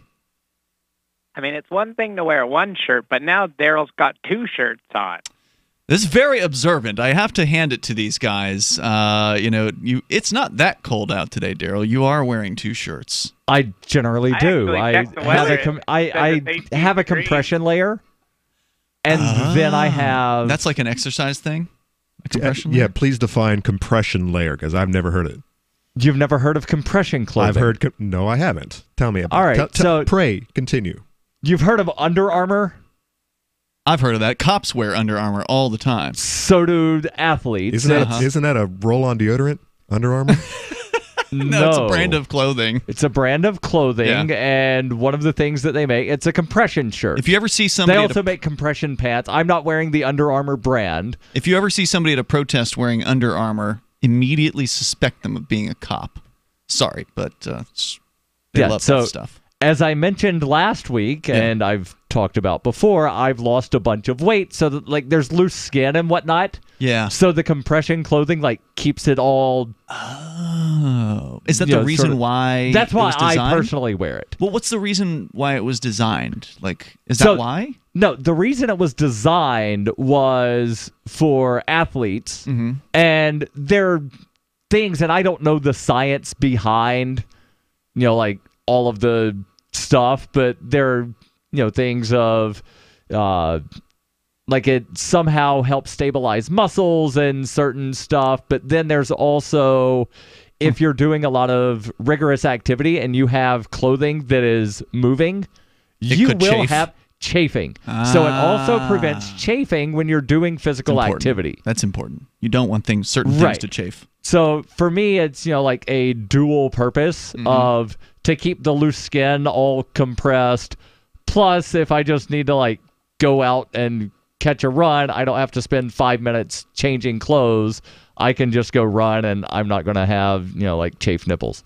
We do have some very observant nipple viewers. Tape is a thing, by the way. Yeah, it is. We do have some very observant viewers on our Twitch feed. That's where he was watching. You don't have to lie. I just want to say you don't have to lie about why you're calling in. That dude said he wanted to talk about tariffs. You can say, yeah, it's Free Talk Live. You can say you want to talk about Darryl's double shirts. Whatever. You can talk about whatever you want here on Free Talk Live. If anything, I enjoy getting off the old politics bandwagon. Me too. I'm not upset about it. The only thing I said earlier this week was, just don't make it the same exact call. And he changed it up. He talked about how Darryl was wearing two shirts, which is, different than... last week, you guys weren't wearing any shirts, and somebody called in to call you, tasty little snacks. It was actually, was it Sunday night? So, maybe Monday night. It was cold. I had a sweatshirt on. Yeah. It did get chilly over the weekend. All right, back to the phones, to the fun. Parker is on the line in Washington State. Parker, you're on Free Talk Live. Hey, guys. How's it going? You're on the radio. Go ahead. So some of you may remember a couple of topics that I called in about. This is going to be a merger of these two topics. The first topic I called in about sort of late July-ish was wearing body armor and like the benefits of having it, especially around the police. Another topic that I called in about was now that's different, by the way, from Under Armour. Body armor is actual like ballistic level, gonna stop some levels of gunshots. It'll still hurt when you get shot, but you won't. Yeah, you die. might break your ribs or something like that. Wait. Now I got it. Now I have to know. Break ribs. So you're wearing body armor around the cops? You are? Anytime I'm driving, I put on a bulletproof vest and bulletproof baseball cap. Anytime you're driving?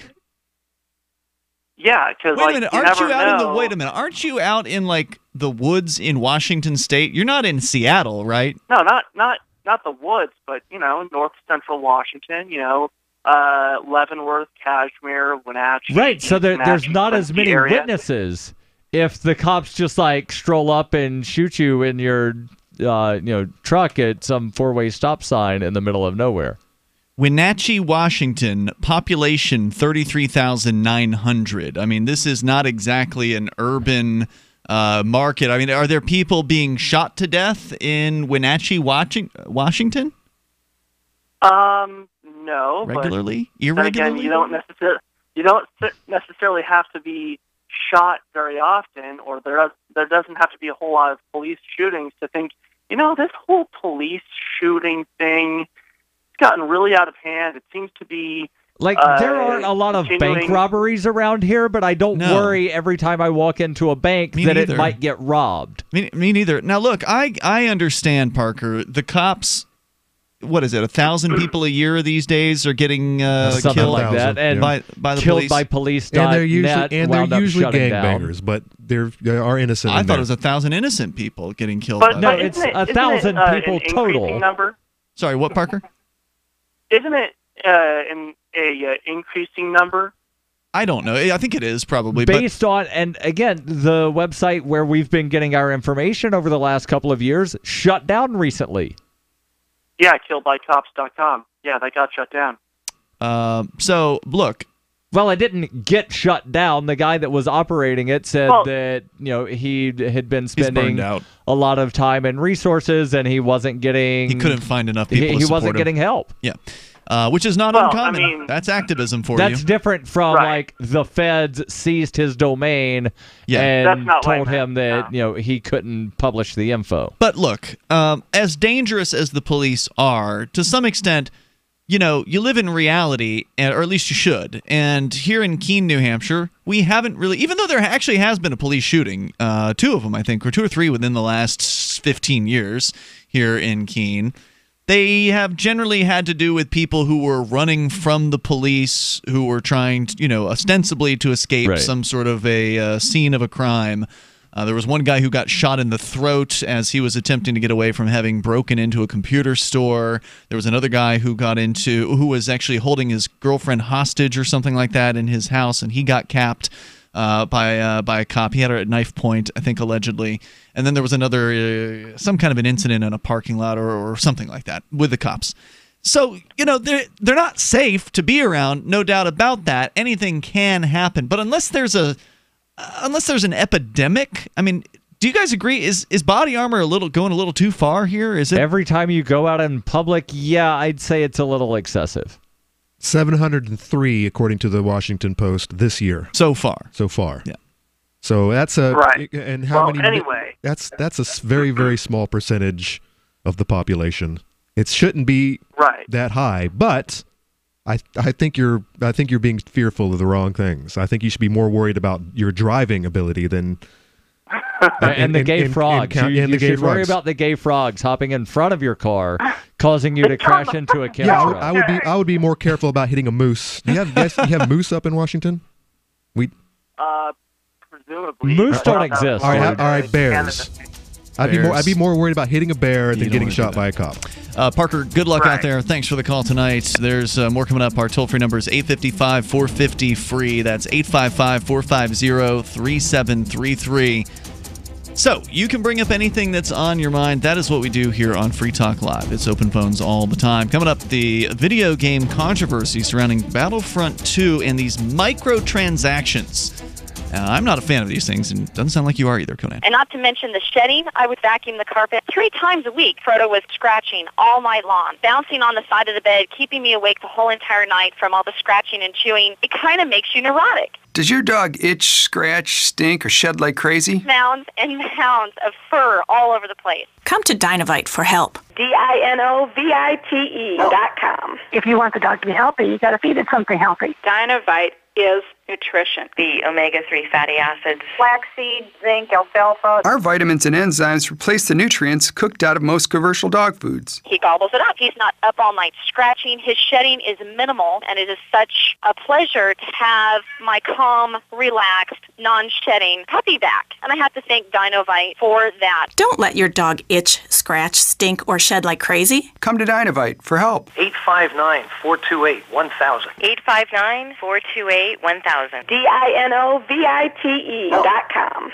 What's more profitable, running your business or doing bookkeeping? Doing your business, of course, but you want to keep your books so that you can maximize your tax savings, right? What if I told you that there's a person that's a bookkeeper, accountant, and law school graduate that's also a hardcore libertarian? My name is Melanie Johnson, and I hate the state. I will aggressively help you to minimize your tax exposure and maximize profits, all while staying within the law. Melanie's your best choice for your taxes and bookkeeping needs. Go to tax.freetalklive.com and check out our website, tax.freetalklive.com. Bitcoin.com wants you to know about SaveItPurse.com. Since launching in 2014, over 200,000 users have saved an average of 15% for a combined $4 million using Bitcoin, or BTC. And now you can use Bitcoin Cash, BCH, to fund your account. You can save between 5 to 33% on things you're going to buy anyway when you shop using SaveItPurse.com. Add items to your cart, fund your account, select your discount, and save. SaveItPurse.com. Save ATPurse.com. Why did you move to the Shire? I moved here to the Shire because there's other people around who take liberty just as seriously as I do. I moved to the Shire because I saw videos of people challenging authority and thought that I could get support myself. It called to me, like, do this right now. I wanted to be around people like me who got it. And once I got here, I knew there was nowhere else that I wanted to be. I've always wanted to change the world. So I moved to the Shire to join people who were actually working towards doing the same thing.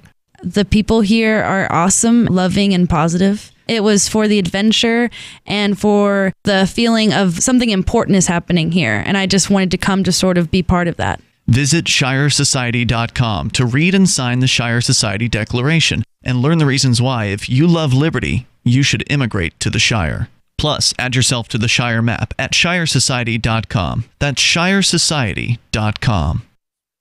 If you want to know the latest about Free Talk Live before we go on the air, all you need to decide is how you want it delivered. It's your choice. Visit news.freetalklive.com. You can get emailed announcements and participate in contests via our email updates list. Plus, we have a Twitter account that you can follow and a Facebook page where you can become a fan. So visit news.freetalklive.com to get news about Free Talk Live as soon as it's announced and the way you want it delivered at news.freetalklive.com. That's news.freetalklive.com. When you hear the word lobbyist, you probably think about greedy corporations, but not all lobbyists are the same. Some are fighting for the freedoms you hold dear. Liberty Lobby LLC is doing just that in New Hampshire, working hard to represent you, not some special interest group. You can help by going to libertylobby.info, where your contribution will give us the tools we need to ensure that your voice is heard. Visit libertylobby.info today to find out more. If you enjoy LRN.FM, please contribute to your favorite shows via their websites and become an amplifier at amp.lrn.fm. That's amp.lrn.fm.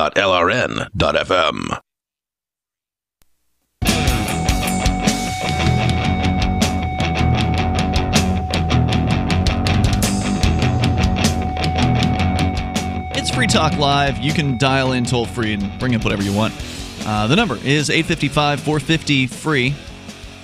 That's 855-450-3733. Free Talk Live brought to you by Bitcoin.com. You want to get into cryptocurrency?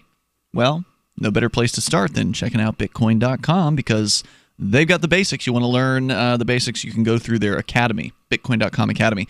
Over at Bitcoin.com, lots of great features available there, including their news site where they're constantly reporting on things happening in the world of Bitcoin and cryptocurrency. So once again, head on over to Bitcoin.com, get started there. Or again, if you're old school and you want the latest news headlines, go to news. You can just go straight to their news site from news.bitcoin.com. As we continue here, it's Ian, Conan, and Darryl in the studio tonight. We were just talking with Parker in Washington, who apparently is wearing body armor every time he leaves the house. In which case, I guess I should ask the other question of, well, why not just wear it everywhere in the house, too? I mean, you never know when the police are going to raid your house. Right, because there was the story from right out a week ago where the Dallas police officer somehow, and there are conflicting stories of how she wound up getting into this apartment that was not hers on the floor just above where she lives. And she saw some guy that she thought was an intruder. He's trying to figure out, who's this person coming in my apartment? And she shoots him. Dead. She thought the guy who was living in his own apartment was an intruder in his apartment? Am I understanding you correctly? She got home and apparently parked on the wrong level of the parking garage for the apartment complex. So she thought she was on her level going into her own apartment. She thought she was trying to get into her apartment. Oh, my God. There are conflicting stories of how she actually wound up getting into the apartment. Whoa. Wow. The attorneys for the deceased man say there's video evidence to support what the neighbors say happened. What do they say happened? That she tried using her key fob, and after it did not unlock the door because it wasn't her apartment. And there's not a lot of details of what happened before the door got opened, but apparently there was like banging on the door and something. And so the guy that lived there, apparently trying to investigate who's banging on my door, opens it, and then she just blasts him dead, thinking somebody intruded into my apartment. But she claims the door was just open, and I walked in, and there was this guy, and I thought he was in my apartment, and so then I shot the intruder. But in either case, she has been arrested and charged with manslaughter. And where was this again? Dallas. Man. So we're kind of just talking about Parker wearing our body armor everywhere it is that he goes, and it's just a little bit too much. Seems paranoid to me. It seems a little bit paranoid, and I can understand if his parents were upset about that. Maybe he needs to find one of those underground bunkers that Sarah called in about, and he can just live in the underground bunker and then never leave, and then if they drop a nuke on his bunker, he'll survive it because it's underground and built to protect against a nuke. I don't know if you want to encourage that. I think that somebody in that situation needs to be encouraged to step out of their comfort zone, and they've created this comfort zone for themselves of wearing body armor around. Even to the point of, he mentioned, I don't know if he picked it up, but he said he's wearing a body armor baseball cap. Yes. Oh, I caught that. Yeah. So. And I'm thinking, what's the point? They could just shoot you in the face. Or in the neck. Or, yeah. So, I mean, again, how far do you want to go, right? Like, do you want to full on if you're going to embrace it fully and go live underground, or snap out of it, come back to reality, and realize that the chances of you getting killed you're gonna be all right by anybody are relatively small. If you are going into a neighborhood in which there's a high propensity to be shot either by police or by gangbangers or whoever, or I repeat myself, but if you go into one of these dangerous neighborhoods, fine, I got you, man. Throw some, if you feel like you are in a dangerous place, throw some body armor on, no problem. That makes sense to me. But if you're in Wenatchee, Washington, which is in north central Washington, it is the largest city and county seat of Chelan County, Washington. Never heard of Chelan County? Me neither. It's because there aren't a rash of police and gangbanger shootings that are happening there. So anyway, that's our advice for you. All right, so maybe it's coming from the violent video games we were just about to get into. So many violent video games out there. What are we going to do with our youth? Our youth are growing up shooting each other. Constantly. Battlefront 2 is on your mind, Conan, and this is a game that, Free Talk Live, we are on Twitch, by the way, and Twitch is a video game streaming service. That's primarily what they do on Twitch.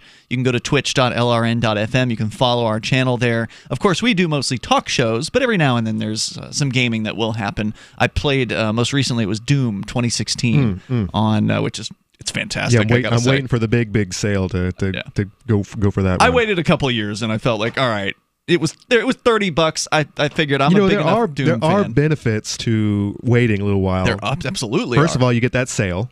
Yep. And secondly, they've worked all the bugs out. The bugs get worked out, and the other benefit is if you're a PC gamer, computer gamer, you can also get a cheaper graphics card.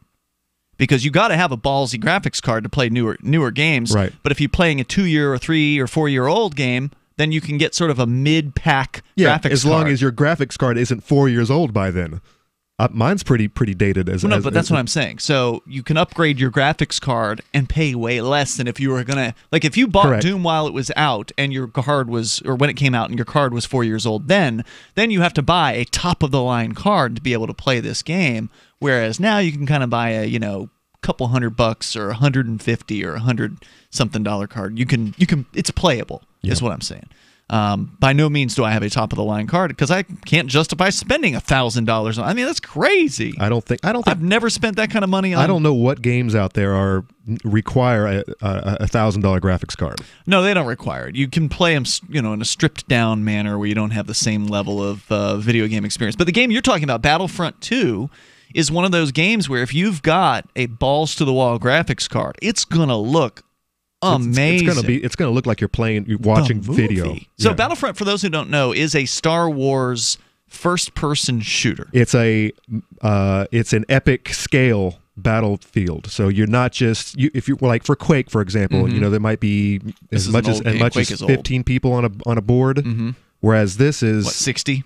Yes, massive war, and you got people driving different. You have people in ships flying around you. And they're playing different sides. So there's the Empire, and then there's the Rebels, right? So you got people who are the Stormtroopers, and the people who are the Rebel soldiers. The Stormtroopers, they can't hit anybody. And not in the movies. Not in this game. Yeah, that's true. And to be honest, I've never played any of the Battlefronts. Really? I played a lot of Star Wars games, but I've never either. I've never played the Battlefronts. I've seen a lot of the video. I know I have a gist of what's going on. Yeah. And I have played epic Battlefront type games. When I first started watching Twitch, it was actually probably just about a year ago. I think it was November of last year when I first kind of started to see what was going on there. People were playing that at that time. So I've seen probably a couple hours worth of Battlefront gameplay. It looks amazing. It looks beautiful. However, there's a protest that's been going on. It's been going on for a long time now. And you're saying this protest is actually harmed this major AAA game by a major game company called EA. We'll continue here in moments. It's Free Talk Live.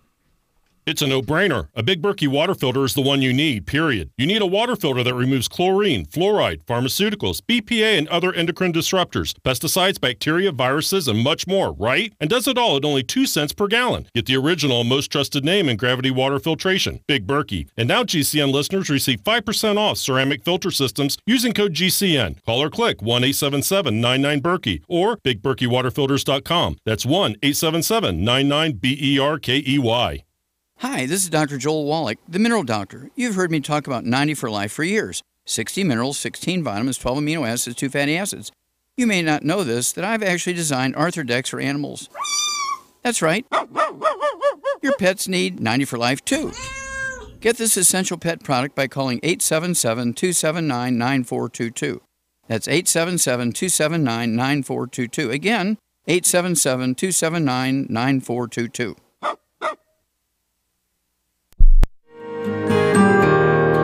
So the protection of life, liberty, and property is what the Free State Project is all about. But it's an effort to move 20,000 people who understand. It's about demonstrating to the entire country that, yeah, we can have a free market, a truly free market. Making it just a freer, great place to live. It's the world's largest voluntarist libertarian community, and it's only getting bigger. That's amazing, to be able to move to a place where other people passionately believe in being free and independent. What the Free State Project is managing to do, though, is to put their money where their mouth is. Physically getting up across the country and saying, let's go someplace and let's demonstrate the power of these ideas. There's a lot of kind of philosophy that surrounds liberty. There's a lot of thinking about it and talking about it. But here in New Hampshire, people are doing it. 101 Reasons Liberty Lives in New Hampshire, a documentary by Free State Project Early Movers. Watch it free at 101reasonsfilm.com. 101reasonsfilm.com. Are you a cryptocurrency advocate? The Crypto Tip is the ideal outreach tool to help new people discover cryptocurrency. It's a printable business card-sized tip that you can give to service providers, preferably in addition to a good cash tip. When the server scans the QR code, it'll bring up an explanation of cryptocurrency, how to install a wallet, and allow them to claim the tip. If they don't claim the crypto, you get your tip refunded to you after a time period you specify. Plus, if they do claim the tip, you get an email alert. Create as many tips as you want at cryptotip.org. That's cryptotip.org. Some of you asked, and now we've delivered. LRN.FM's live Keene, New Hampshire studio shows are now streamed in HD on Twitch. Visit our channel at twitch.lrn.fm and give it a follow. If you have Amazon Prime, you get one free subscription on Twitch. If you use it on our channel, Twitch will give LRN.FM a monthly piece of your Prime subscription cost. So please watch, follow, share, and subscribe to twitch.lrn.fm. That's twitch.lrn.fm. You know how annoying it is when someone keeps stopping mid-sentence as though he or she were asking you a series of questions? Avoid doing that. It sounds unnervingly tentative, and it imposes upon the listener to help you complete the thought. And if you're a job seeker, this alone could be a deal killer. An effective communicator sounds more confident. Complete the thought. Avoid making the listener impatient. With money and attention so scarce now, effective communication skills have never been more important. Cutting through the clutter rather than blending into the blah, blah, blah will help you connect better no matter what the conversation. For more tips, hit survivalspeech.com. I'm Holland Cook. Survivalspeech.com. Join the LRN.FM Discord for live chat 24/7 at discord.lrn.fm. That's discord.lrn.fm.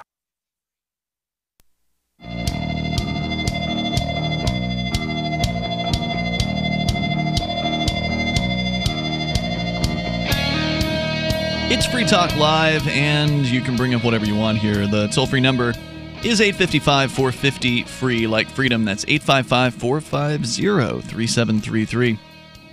We talk a lot about cryptocurrencies here on Free Talk Live, and cryptotip.org is a website that allows you to print out printable Bitcoin Cash and Dash tips. So you want to do some outreach.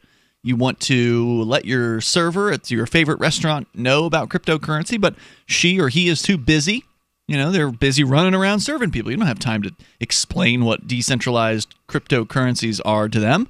You don't have time to explain to them why, you know, money that's not created by the banks or the government is better money.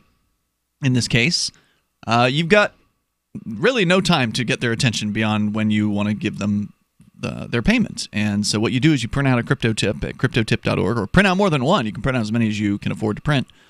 And then you leave that on top of a what I would consider to be a good tip. I think you should probably leave 20% if you got good service, and then or more, and then leave your crypto tip on top of that for whatever amount you've printed that out at. And then that'll mean that that server is more likely to actually look at your tip. They're more likely to take it after they're done working for the evening and scan it with their phone and then pull up information about cryptocurrency. And then they can redeem your tip into their cryptocurrency wallet, which cryptotip.org gives them instructions on how to do.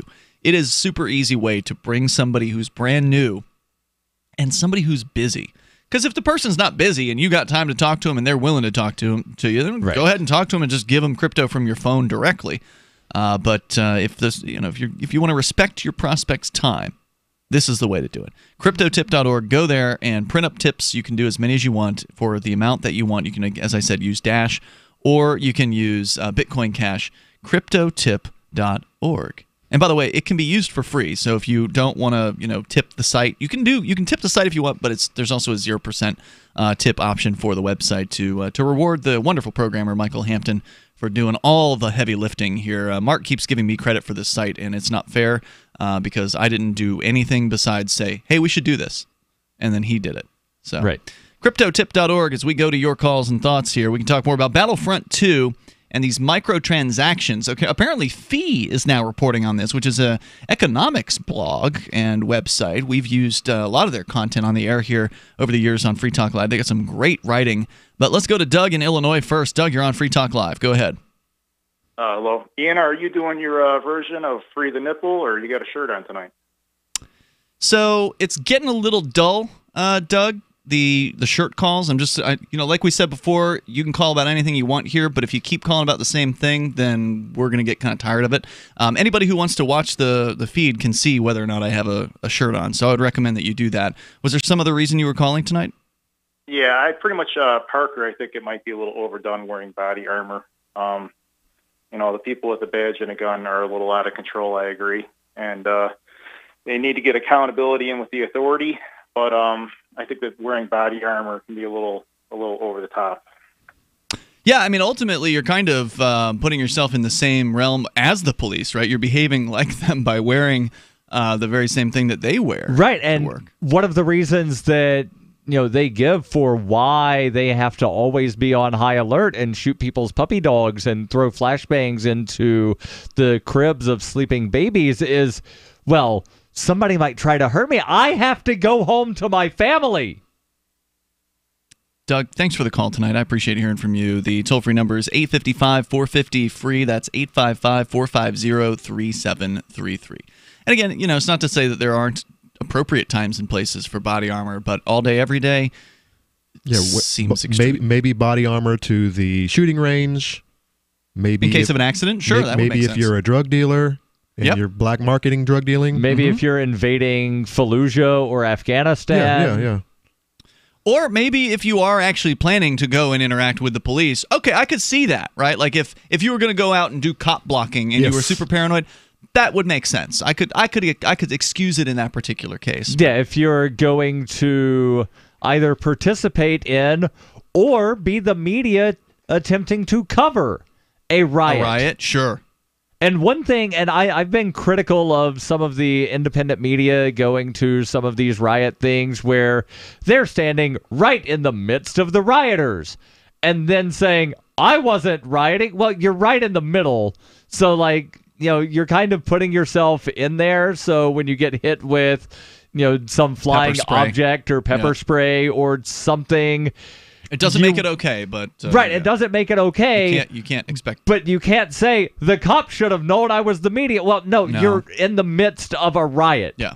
If you're going to cover a riot as the media, you stand on the sidelines. And you're if taking you're a risk. Going to on the sidelines, you're taking a risk. Right, you are, but there's slightly less risk than if you're in the middle of the riot. If you're going to, and you're media, and you're going to film a football game, you stand on the sideline. You don't go stand behind the quarterback and then complain because you got hit by the defensive tackle. How often do cameramen get smashed up in a riot like that? Because I've seen some videos here and there, but I don't hear it often, and it makes me think that it's off limits. It's like, especially if you want your riot to be televised and get on YouTube, be on the local news that evening, you don't touch the camera guy because he's like your friend. Well, yeah, but he's talking about the police normally hurting you. Right, the police are shooting pepper spray things, or somebody's throwing bottles, and people, I got shot by the cops. Well, you were standing right next to a dude throwing a Molotov cocktail. Well, I'm referring to the hoodlums. Yeah. Hoodlums want you. want you there. The police, yeah, they don't care who they hit. It depends. No, a lot of times the hoodlums don't want you there. Yeah, that's true. They don't want to be recorded doing what they're doing. Well, that's why they wear their masks. I don't want anybody knowing that I'm throwing this big giant metal garbage can through a window. Yeah. Well, not all of them wear masks, but I get your point. So back to the video game controversy here, which we haven't really scratched much more than the surface of it. Battlefront 2, we kind of talked about what it is. It's a first-person shooter. It came out probably like a year or so ago. Yeah, I think it's pretty new. I think it came out in November 2017. And it's a beautiful-looking game. It looks like it's probably a lot of fun to play. I've never played it. I'm not enough of a Star Wars fan to bother, but it. I can appreciate it for what it is. Yeah, it looks very good. I mean, so I found this article over at Foundation for Economic Education.org, fee.org. Yeah. And it's just not so much about Battlefront and so much about transactions. Yeah. I mean, these are just pieces of the puzzle, and it's really about the power of the free market and the power of the free market regulating itself. And the transactions, these microtransactions, which are basically buying virtual currency with real money to buy in-game upgrades, cosmetics. What do they call the currency in Star Wars? I think it's just called shards or credits or something. Shards? Okay, credits. But space credits. It's a very good article. I'm just gonna I'll skip the first section, just get right into the second part of it. But microtransactions have been around for several years. Too damn long. And I'm gonna correct this right off the bat and say I remember microtransactions back playing Lineage 2, which was like early 2000s. Where really? It's a long time ago. So they've been around for a while. I'm not a gamer, and I'm guessing a lot of other people listening aren't gamers. Can we define what a microtransaction is? Because when I hear it, I think of it in the terms of cryptocurrency of I'm paying 10 cents. 2 cents to watch a video. This article will get into that. But can you briefly, since we're talking about I would define it as, can you just give like a brief... Yeah, I'm going to define it as less than, an amount that is less than the full price of the game. To do something within the game, to buy an extra pack of cards, or to get an upgrade to a weapon. So you paid the game's like $60, right? So anything that's less than $5, it's like $30 now. But yeah, it used to be $50-$60. Yeah. And so a microtransaction ranges from like $2 to $100. Oh, so they can be more than they're big packages. Yeah, I wouldn't consider any of that to be a microtransaction. Well, maybe this is a term that needs to be updated. Well, $2 is pretty small. That's pretty, that's pretty much nothing. Right, but if it's going up to double digits, I wouldn't consider that micro. But if they call it macro transactions, then that would probably prevent some in-game purchase. Some gamers from actually making these purchases. They don't want that. Yeah, call it in-game purchase. Yeah, that's true. All right, more coming up here in moments. You can bring up whatever's on your mind. This is Free Talk Live. Does your dog itch, scratch, stink, or shed like crazy? Come to Dynavite for help. Order a 90-day supply of Dynavite. Dynavite for life. Pick up 2 tubes of Doggo Suds. Get the 3rd tube free. Peppermint, tea tree, lavender, Doggo Sud shampoo. Made with all-natural coconut, jojoba, aloe. Great for healthy skin and soft, shiny coats. But no itchy, harsh chemicals. Lather up, rinse away. Try Doggo Suds. Buy 2, get 1 free. At Dynavite.com. DINOVITE.com. Are you a cryptocurrency advocate? The Crypto Tip is the ideal outreach tool to help new people discover cryptocurrency. It's a printable business card-sized tip that you can give to service providers, preferably in addition to a good cash tip. When the server scans the QR code, it'll bring up an explanation of cryptocurrency, how to install a wallet, and allow them to claim the tip. If they don't claim the crypto, you get your tip refunded to you after a time period you specify. Plus, if they do claim the tip, you get an email alert. Create as many tips as you want at cryptotip.org. That's cryptotip.org. Looking for that edge during those intimate moments? We see many ads for enhancement, but the side effects include death. At GCN Team, we should change the Healthy Body, Brain, and Heart Pack to the Healthy Libido Pack. The brain and heart are not the only organs that require a healthy vascular system. For proper blood flow at the right moment, go to GCNteam.com or call 877-878-4203. That's 877-878-4203. That's 877-878-4203. Most of you know that heart disease is the #1 silent killer in the U.S. What if I told you for just $54.95 a month you could fight against heart disease naturally? At Heart and Body Extract, we've been helping thousands of people get back to a healthier heart. Don't just take my word for it. Check out all of the success stories at hbextract.com, or to order, call 866-295-5305. That's 866-295-5305. hbextract.com. Don't risk it when you can take charge of it. Free Talk Live. People, they like to complain about the idea that the money is taxpayer dollars. It's not really true, is it? I mean, they were your dollars until you gave them to the government. Right. Now they're their dollars, and they're going to do whatever the hell they damn well want to do with them. You're right. It is still your money in that if a thief comes and steals money from you, it doesn't cease to be yours just because they stole it. You still have a claim on that, but you don't have the ability to control the thief unless you actually have him in your custody. So that thief is going to go out and buy a big screen TV or do whatever, spend it on coke and whores or whatever it is that thieves do with the money that they steal. And that's what the politicians do with it. Yeah, you can call the thief on the phone and say, "I told you not to spend that money on whores," and he's going to say, "Well, thanks for the input." Noted. I appreciate that. Free Talk Live, 7 nights a week from 7 to 10 Eastern, live on the Liberty Radio Network at LRN.FM. Here's a chance to do a little activism while you're cruising Facebook, Twitter, or Google+. Between the LOL cats, the recipes, the hot girls, and the inspirational sunrise memes, Free Talk Live's posts pass by your newsfeed. Like them, comment. It gives us more exposure. If you don't see our posts, click like at facebook.freetalklive.com and then hover over it to click Get Notifications. It's an easy way to spread the ideas of liberty a bit further. I know you're busy, but you can spare that 1/10 of a calorie it takes to click on something. facebook.freetalklive.com. Should you be able to earn an honest living free from senseless government interference? The Institute for Justice thinks so. That's why we've spent years defending hard-working men and women from pointless government regulations. Nationwide, IJ has created opportunity by reducing government power. But there is still more work to be done. Visit our website today at ij.org. Let IJ take care of the government so you can take care of your business. You're listening to the best liberty-oriented audio streamed around the clock, on the air, and online. This is the Liberty Radio Network at LRN.FM.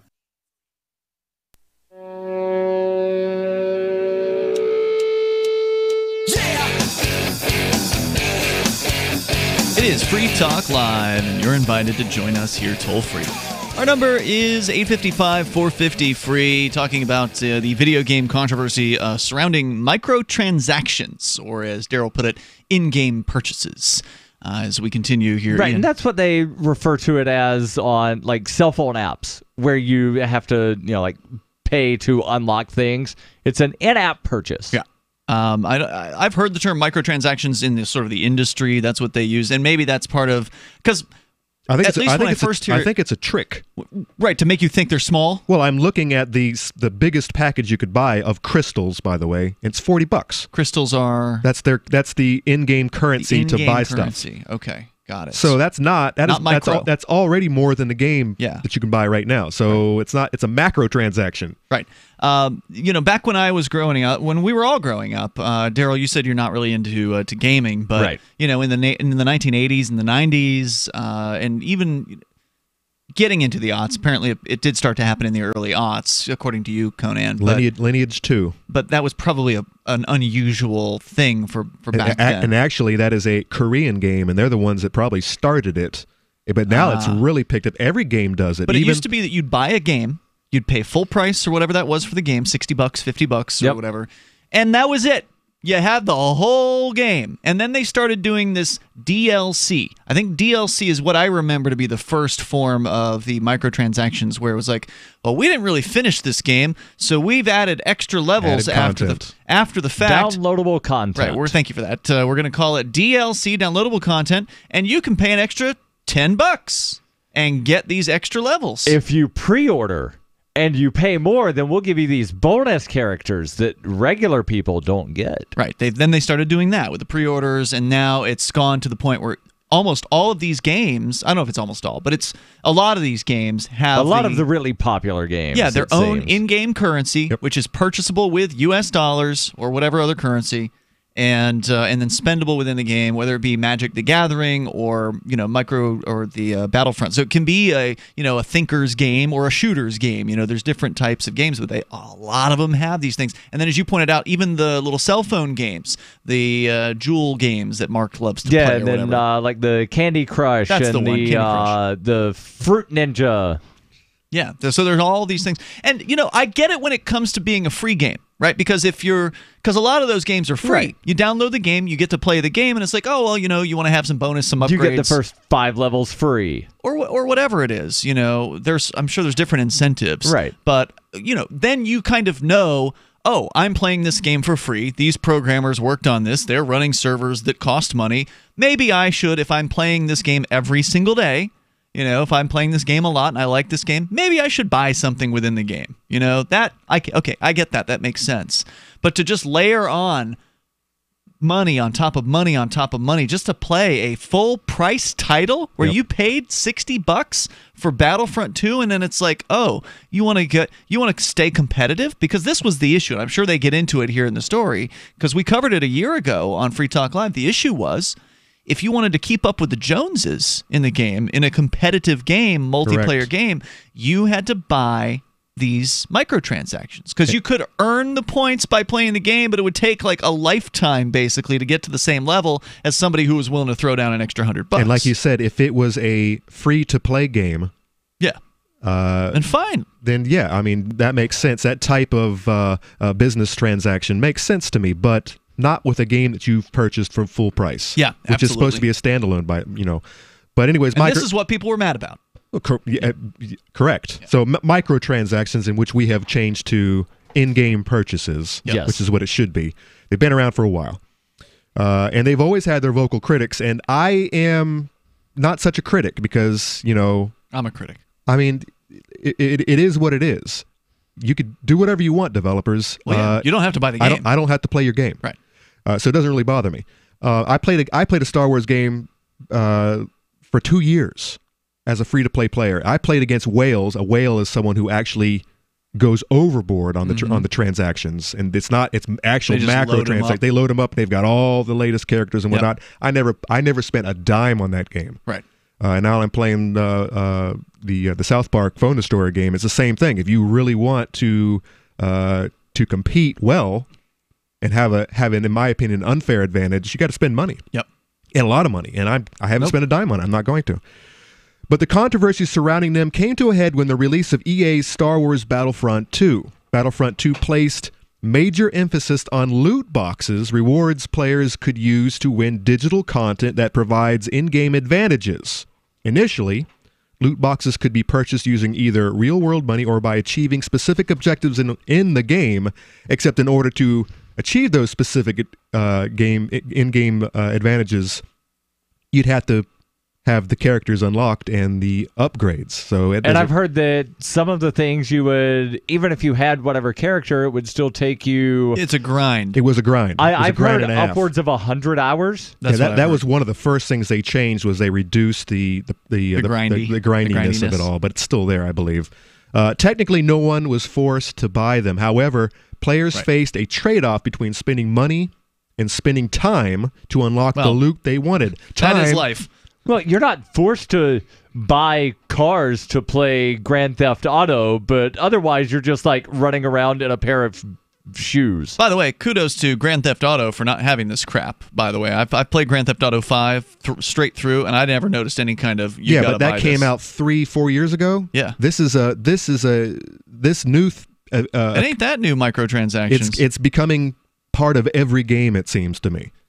All these developers they're looking for that extra dime, whatever they can get. Yeah, I've heard people even talk about the WWE wrestling games. No. To where, you want this character, even though you bought the pre-order bonus that came with all of these others? Yeah. There's like Pay up. 2 or 3 characters that you really want. Yeah, you've got to pay extra. Yeah, and this is what I was talking about a couple of weeks ago when we were talking about Fallout 76, which is going to be an online game. The first online Fallout. And I am fearful that if they don't learn from EA and the mistakes that they've made this year, they'll screw that whole game up with these silly online transactions, which, that'd be unfortunate. It would be very unfortunate.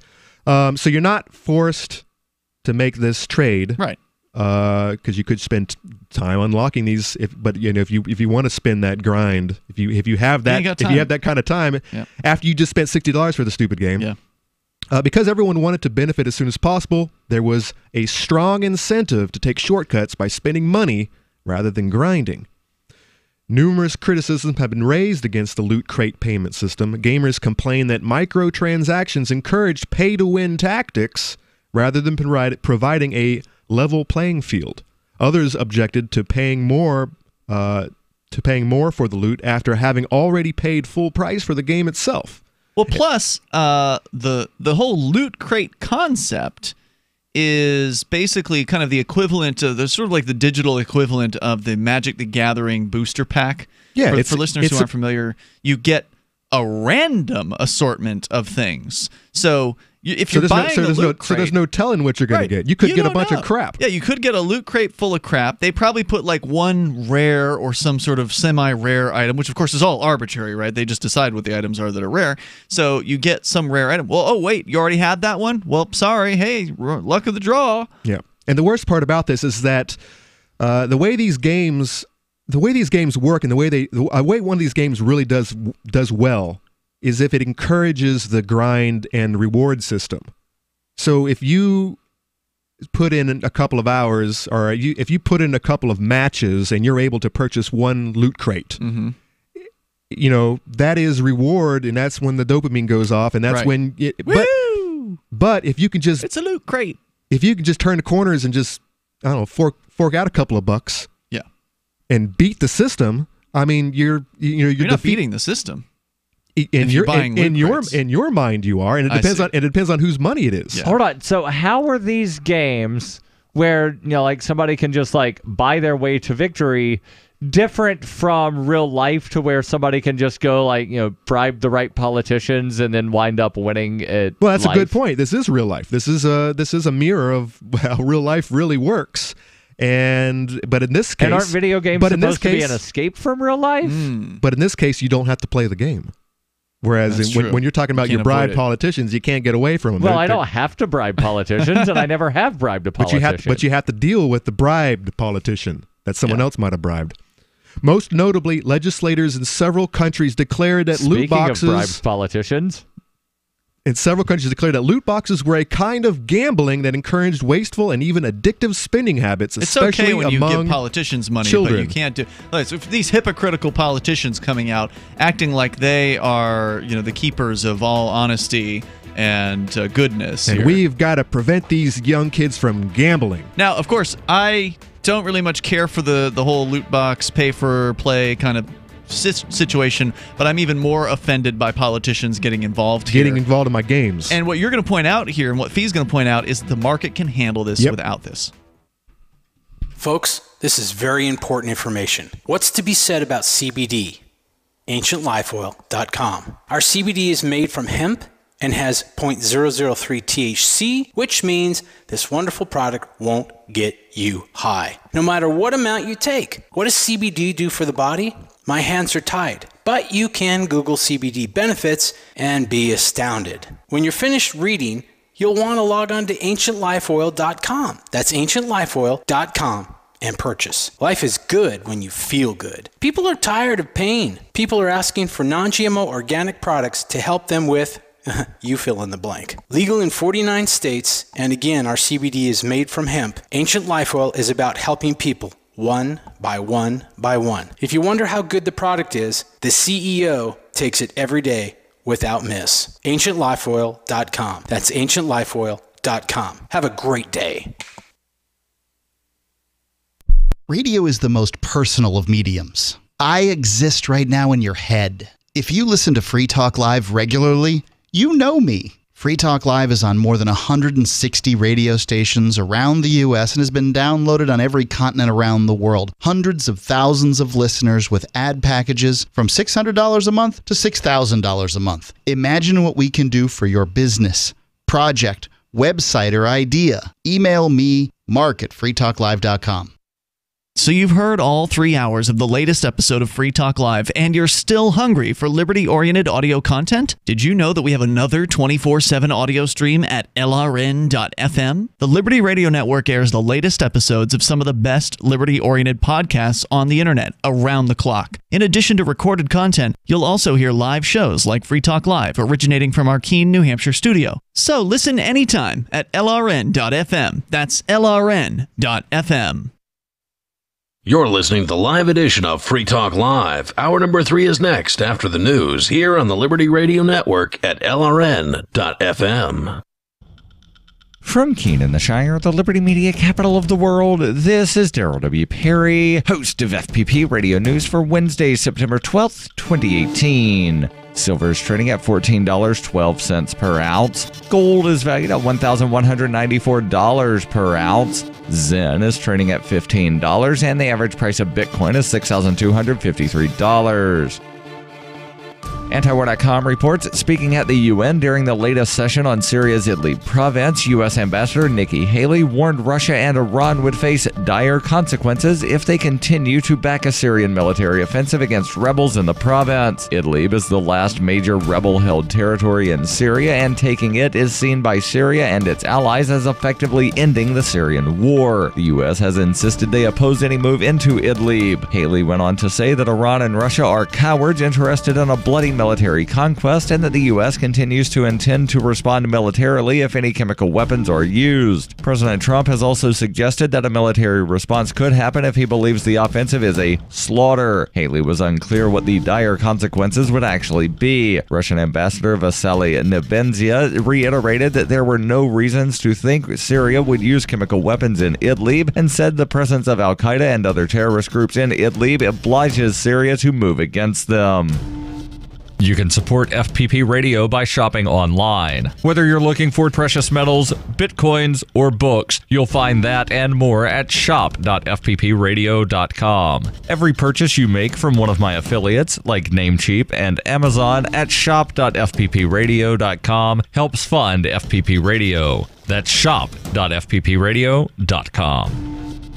UPI reports after 12 days, Pennsylvania prison officials on Monday ended a statewide lockdown on all prisons due to staff members getting sick from exposure to synthetic drugs. Between May 31st and September 12th, more than 50 staff members and 33 prisoners reported being sickened and were taken to outside hospitals, according to state officials. Lab results showed that staff and prisoners came into contact with a synthetic cannabinoid, also known as K2 or spice, in multiple instances. The substances were reportedly sent through the mail system and by visitors, leading to the statewide shutdown that included suspending mail and visitation to all state prison facilities in Pennsylvania. All inmates were restricted to their cells for 24 hours a day throughout the 12-day lockdown. Pennsylvania Corrections Secretary John Wetzel said the lockdown was a difficult time for staff who became ill by encountering suspected synthetic drugs while simply performing their jobs. The reports of synthetic cannabinoid contamination throughout the prison mail system led prison officials to spend $15 million to increase security, including high-tech body scanners and a digital mail delivery system. However, the Philadelphia Inquirer reported that several toxicologists are skeptical of the validity of the contamination reports and suspect it might be an example of mass psychogenic illness, in which mass hysteria ensues over the fear of being exposed to a dangerous substance, or in this case, synthetic marijuana.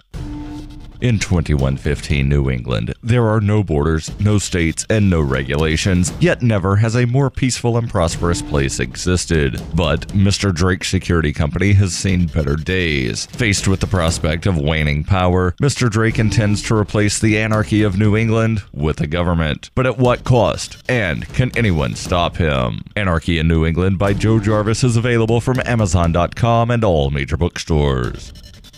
Reuters reports President Donald Trump on Tuesday won dismissal of a lawsuit in which 3 protesters accused him of inciting a riot after they were roughed up at a March 2016 campaign rally in Louisville, Kentucky during Trump's White House run. In a unanimous decision, the 6th U.S. Circuit Court of Appeals said the protesters did not state a valid claim under Kentucky law against Trump or his campaign, and Trump's speech was protected by the First Amendment because he did not specifically advocate violence. Henry Brousseau, Kashia Nangwuma, and Molly Shaw said they had planned a peaceful protest at the March 1st, 2016 rally in which Trump gave a roughly 35-minute speech that was interrupted several times. They claimed they were assaulted, pushed, and shoved, with Brousseau being punched in the stomach and unceremoniously removed after Trump repeatedly exhorted supporters to get him out of here. But in ordering the dismissal of the incitement to riot misdemeanor charge, Circuit Judge David McKeague noted that Trump said, "Don't hurt him." McKeague said this amounted to an express disavowal and discouragement of violence, even if Trump wanted to quell disturbances by having the protesters removed. Trump and his campaign had previously won the dismissal of negligence claims and claims that they should be held liable for 3 Trump supporters who allegedly participated in the assaults. Those supporters were also named as defendants. This has been FPP Radio News, online at fppradio.com. Despite being objectively awful people, newly engaged couple Ross Bird and Jessica Black want their upcoming wedding to really reflect their personalities. We're pulling out all the stops to have a kind of wedding that just screams us. Yeah. We're going to have a bluegrass band playing 80s pop songs. Because Ross loves bluegrass, but I love 80s music. And then at the end of the ceremony, this is great, we're going to pass out sparklers to all the guests. Sources claim that a bunch of candles in mason jars and an Instagram photo booth will truly capture the essence of the insufferable pair. We didn't want some big, stuffy ceremony. Yeah, it should feel more like a fun dance party for our friends. Because the night's about us, yes, but I mean, it's also, about the people who make us, us. Yeah, exactly. Yeah. And those people love us exactly for our uniqueness. Sources hoped with every fiber of their being that these two would be divorced within a year. This is the Onion News Network.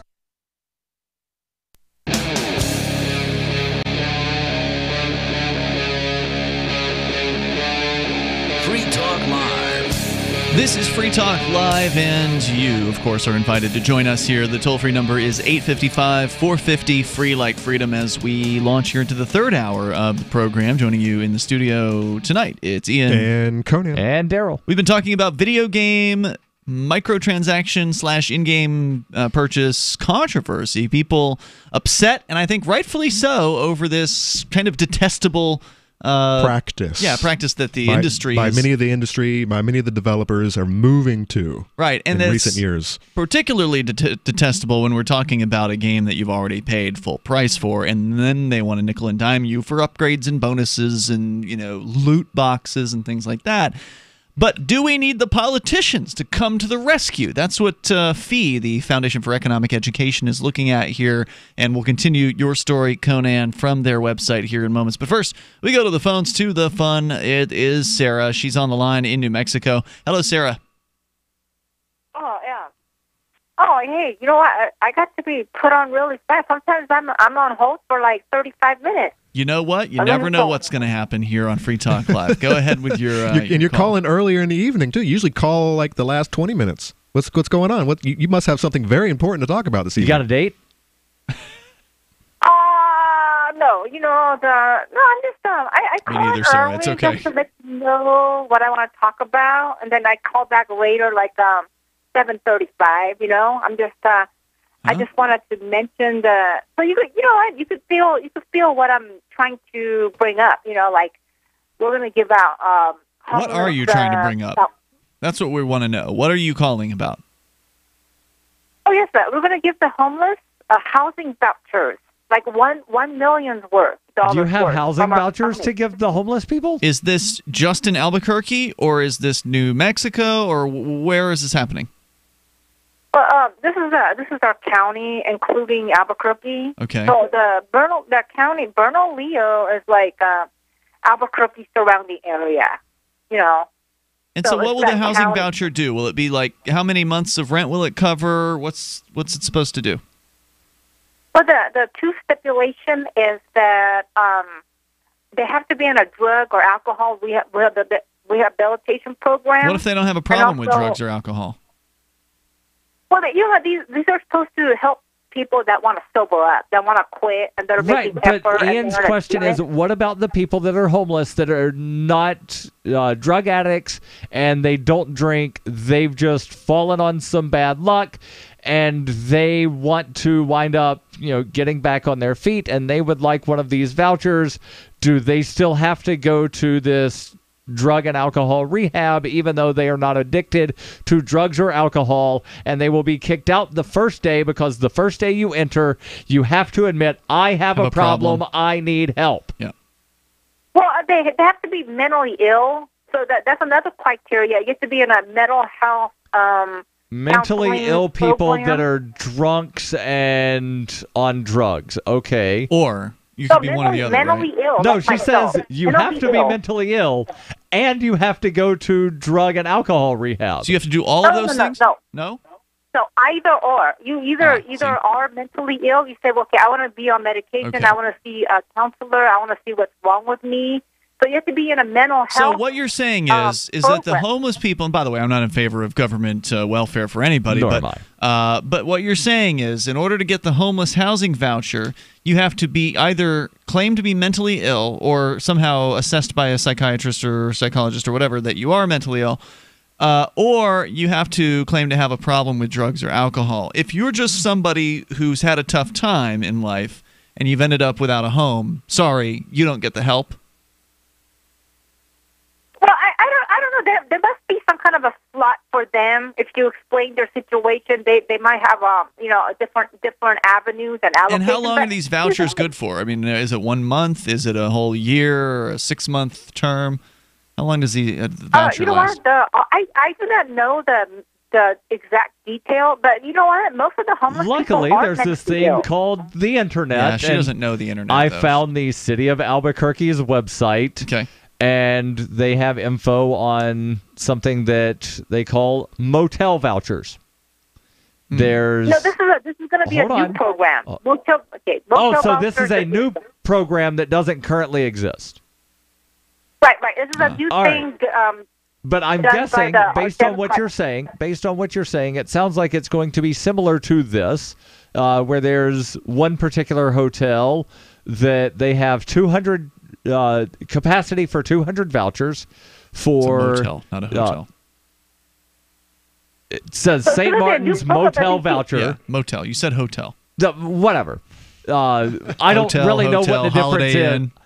I don't know what the difference is between the two. Like, I've heard that one, the doors are inside a hallway, and the other, they're outside. That's a good question. But I've been to places. Motels are lower quality. But I've been to places called the one thing that have the other, and so, I don't know. You're confused. I get you. But understandable. I'm confused, too. They have 200 vouchers available for single men or single women with mental health or substance abuse diagnosis. Length of stay, 1 week. Oh, that's not much. much. Then there's a healthcare facility for the homeless that they only have availability for single men or indigent single females and families, and that's for 2 weeks. So there's but you know what? There's going to be $1 million more poured into these housing vouchers, and that's what I'm in favor of. And we're getting that because of our Democrat mayor. Well, so Democrats want to take money and give it to other people. This is my surprised face. What is the evidence, though, Sarah, that this is actually going to help these people? Because if you are a drug addict and you have the opportunity to go and stay in a motel for an extra, week, or in this case, let's say it's a housing voucher, so you can get a month's rent in some, rundown shack or whatever. Because why would you want, if you're a landlord, you're not going to really want these people to be living in a, high-level kind of apartment or something like that, because they're going to probably trash the place. Why would you think this is going to help them? It's just going to give them a place to go shoot up for a week. Well, they're not allowed to shoot up, but it's going to help all of the people here in Albuquerque who get panhandled to death at every intersection. It's going to help all of us. because they're. But they already have motel vouchers, and they're still panhandling, right? Well, I don't know about that, but you know what? Well, he just told us about it. KOB in Albuquerque, they've got a story about this. Apparently, according to County Commissioner Maggie Hart Stebbins, these are vouchers for short-term housing up to 60 days for people who are coming out of a treatment program, coming out of jail, and need some kind of sober living facility. So we'll give people a place to stay for up to 2 months, as long as they continue to meet whatever criteria, and hopefully during 2 months they'll be able to completely get sober and get a job and no longer be homeless. So the idea is they're going to be checked in on. The idea is that they're going to have some sort of program that's going to ostensibly be watching them. Another bureaucrat we're going to have to hire. According to Margarita Chavez Sanchez, the county's assistant director of behavioral health services, the voucher program is different because it's not just providing a place to stay. It also provides resources to the people who want to stay clean and sober. You know, Sarah, there's nothing wrong with wanting to help people who are drug addicts or addicted to whatever. There's nothing wrong with that idea. However, it's not real compassion in the case of the government doing it. And the reason why is because you're using the threat of force to achieve these particular goals. So even if somebody does get helped by this, and I'm not saying it's impossible, like it's certainly possible that somebody could check into this program and, you know, do what they are told to do and kick whatever drug habit they have, and that this will give them a roof over their head in that time frame. I'm not saying that that's necessarily inherently a bad thing, but the bad part comes from how the program is funded, which is what does not make it charity. It does not make it, it doesn't make it ultimately a good thing, because you can only really get true good from good seeds. You got to plant the good seeds. Those sprout into good things. If you want to help people, it has to be done on a voluntary basis where people are consensually giving to a program, and those programs are accountable to the people who are giving to them, whereas the government is not really very accountable at all. We got more coming up here in moments. This is Free Talk Live. Thanks for the call, Sarah. Zencash is now Horizon. Horizon is a privacy platform built on zero-knowledge technology with a decentralized secure node architecture. The Horizon platform enables real-life uses beyond currency, including the ability to privately chat with other people. Soon, Horizon will enable you to publish information and go anywhere on the web, all with complete privacy. Horizon, bringing privacy to life. Learn more at horizon.global. HORIZEN.global. Your property and your family are precious. Protect them with Blink. Blink motion-activated HD cameras are wire-free, set up fast, and their batteries last up to 2 years. And Blink's live feed option lets you monitor what's happening in your home anytime, anywhere. No contracts, no subscriptions, and Blink works with Alexa. You can get 3 Blink cameras for way less than the other guys, plus an extra 15% off. Visit blinkprotect.com/FTL. blinkprotect.com/FTL. Blink is an Amazon company. Do you operate a retail business and are looking for a solution for point-of-sale cryptocurrency acceptance? It's never been easier thanks to AnyPay.global. There's no paperwork or approval process to open an account. If you already have a tablet at your cash register, you're almost done. Just sign up at AnyPay.global, drop your personal crypto wallet addresses in our setup page, and then load our app. That's it.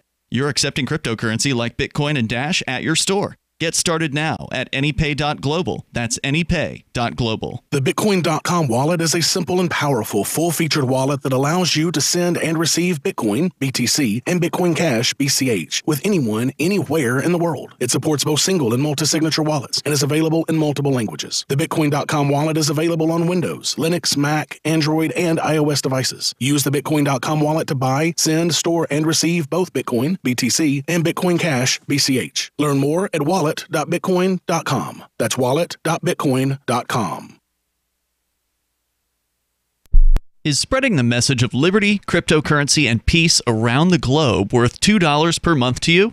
As you may already know, in addition to our internet feed, LRN.FM broadcasts on free-to-air satellite across North and Central America, as well as Sub-Saharan Africa. And we've been available on satellite for free 24/7 since 2010. The LRN.FM free-to-air satellite signal is reaching some of the most oppressive regimes in the world, and there's no doubt our ideas are making an impact. You can learn more about the channel's impact by watching the 3-minute video at fund.lrn.fm. If you'd like to help free minds globally with our ideas of liberty, cryptocurrency, and peace, you can donate as little as $2 per month via fund.lrn.fm. You can help us continue and expand our satellite broadcast to multiple continents. Visit fund.lrn.fm today, and thank you for your help. Don't forget to share the link on social media. That's fund.lrn.fm. LRN.FM is proud to announce our official listening apps for Android and iOS devices. Now you can easily tune into our streams anywhere, anytime on your smartphone or tablet. Just visit apps.lrn.fm or search for LRN.FM in the Android or Apple app stores. Please download, rate us 5 stars, then share the link on your social media and let your friends and family know how you're listening to LRN.FM. Download it now, free at apps.lrn.fm. This Your Family Today tip is brought to you by Boost Kid Essentials Nutritionally Complete Drink, providing your picky eater with essential nutrition and great taste in one drink. Visit us at kidessentials.com. To make sure your kids eat healthy, follow the 5-a-day plan. Serve 3 servings of vegetables and 2 servings of fruit daily. Remember, a serving could just mean a piece of fruit or a half cup of veggies. If your kids are picky eaters, ask a nutritionist about other sources. For more tips like these, visit us at parenthood.com/yourfamilytoday. Do you love Twitter? Make sure you favorite the LRN.FM Twitter account so you can receive our tweets at twitter.lrn.fm. That's twitter.lrn.fm.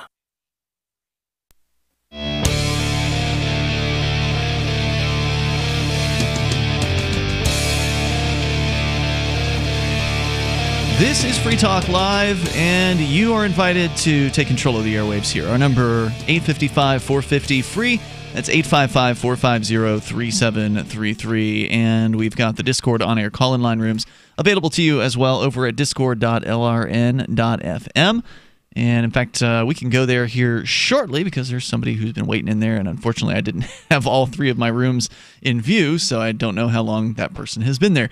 But Ian, Conan, and Darryl in the studio here tonight. Zencash is now known as Horizon, and it's spelled Horizen. Their website, horizon.global. Horizon is a privacy platform built on zero-knowledge technology with a decentralized secure node architecture. What's that all mean? Well, there's a bunch of nodes, which means that it's hard to take down this network. There's more nodes in the Zencash network than there are in the Bitcoin network. And Zencash, unlike the Bitcoin network, or Horizon now, actually pays people to run nodes. So if you're running a super node or a secure node, you actually get paid in Zen in order to do that. You don't get that out of running a full node in the Bitcoin system. And you can run a full node for Zen without having Zen staked to it as secure or super. And in that case, you don't get paid for those. Correct. But Horizon.global, it's also more than just a cryptocurrency. As I pointed out, it is zero-knowledge secure, so it's private. But beyond private cryptocurrency, it also offers private chat with other people. And soon, Horizon will enable you to publish information and go anywhere on the web, all with complete privacy. Horizon is bringing privacy to life. You can learn more at horizon.global, HORIZEN.global.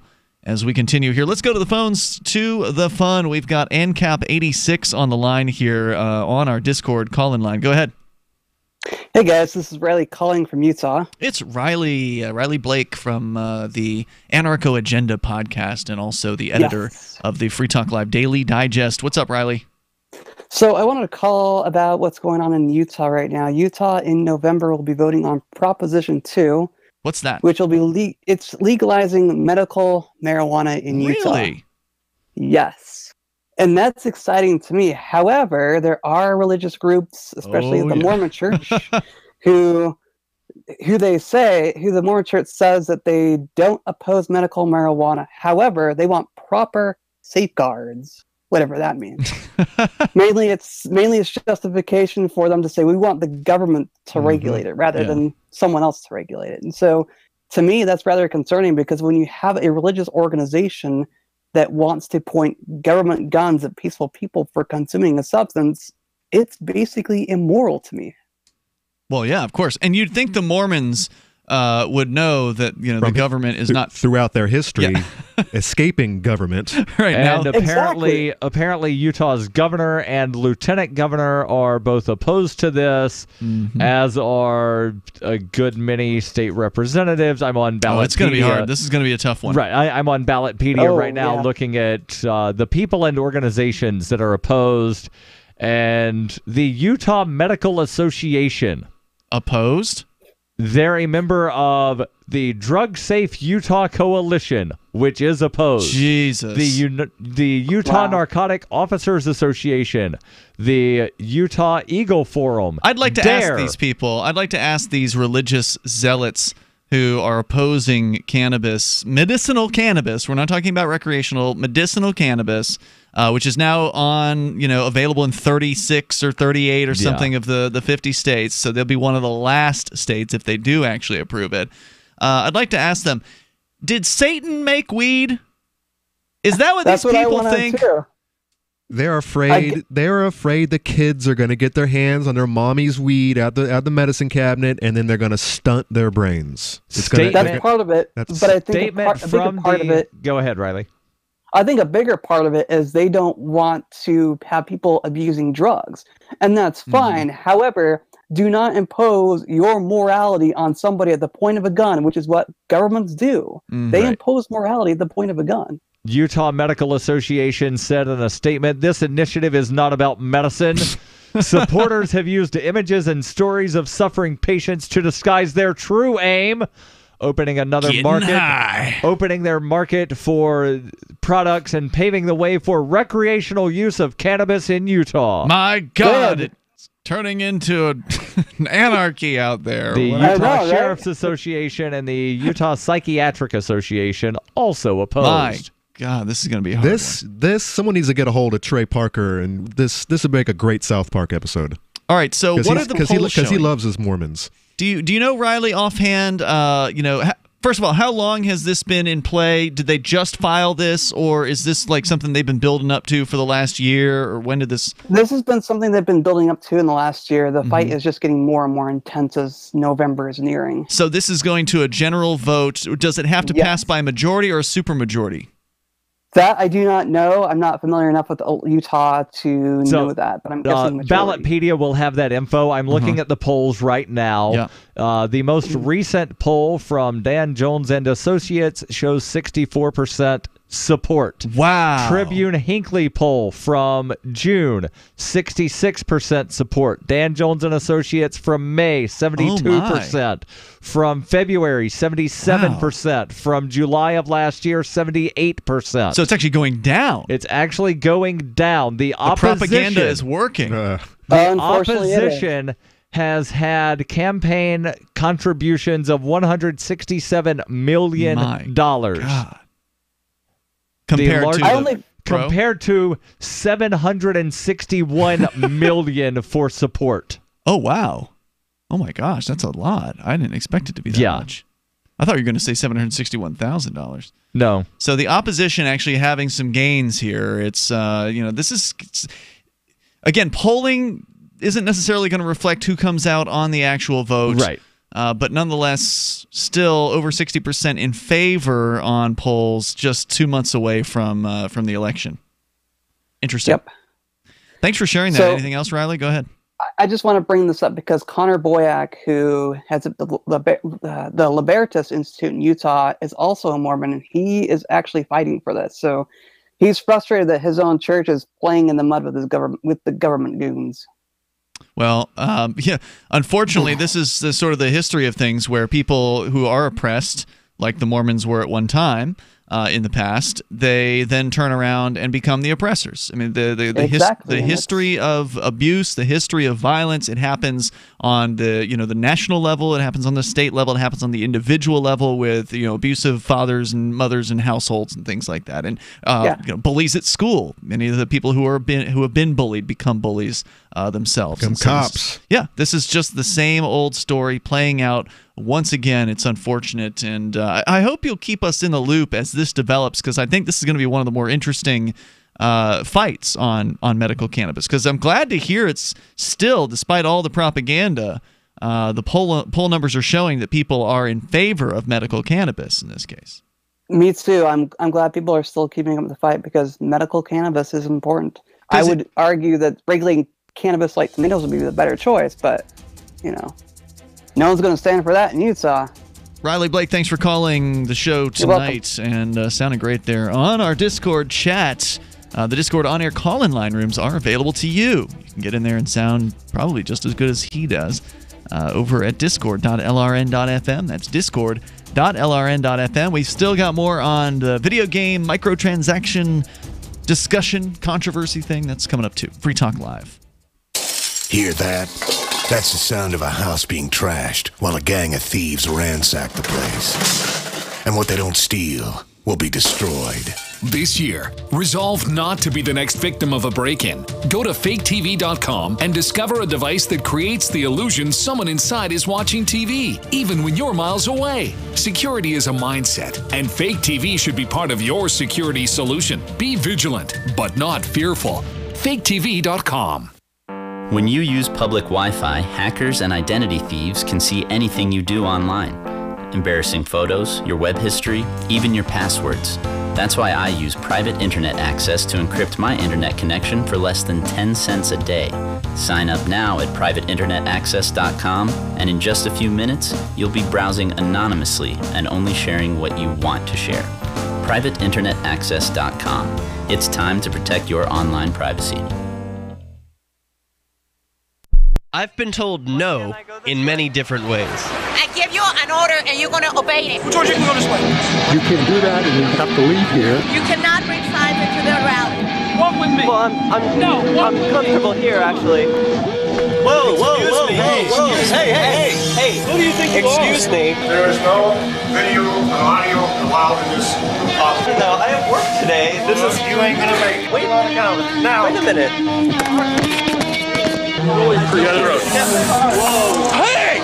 Oh my God! Unbelievable! Why are you running from me? Because you scared me. What am I being detained for? You're being served. What is this? You're being served. What is this?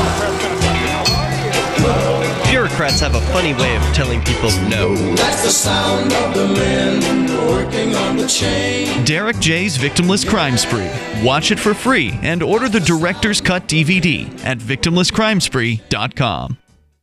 What do you shop for that you could otherwise buy at Amazon? Pretty much everything, right? Amazon has competitive pricing and they deliver, and that's a big plus. If you could plan ahead in your shopping, would you be interested in saving up to 33%? There's a catch. You have to do your shopping in Bitcoin. But imagine those savings. It's like a huge raise. All you have to do is go to saveitpurse.com. We've saved thousands, and you can too.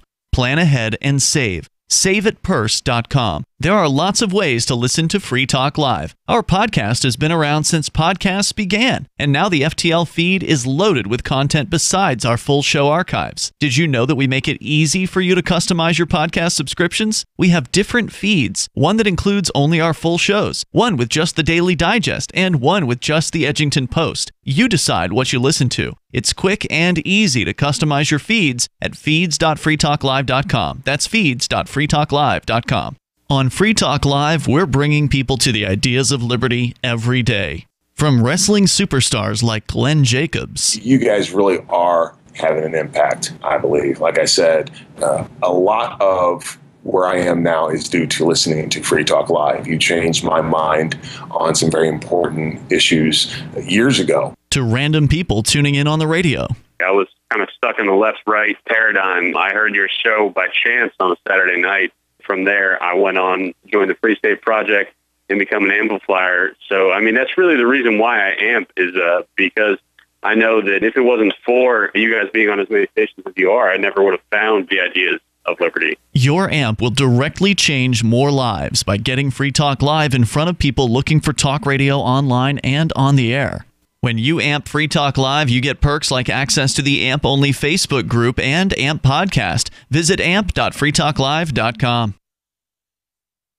You can put the Liberty Radio Network on the air in your area. Visit broadcast.lrn.fm to learn how. Broadcast.lrn.fm.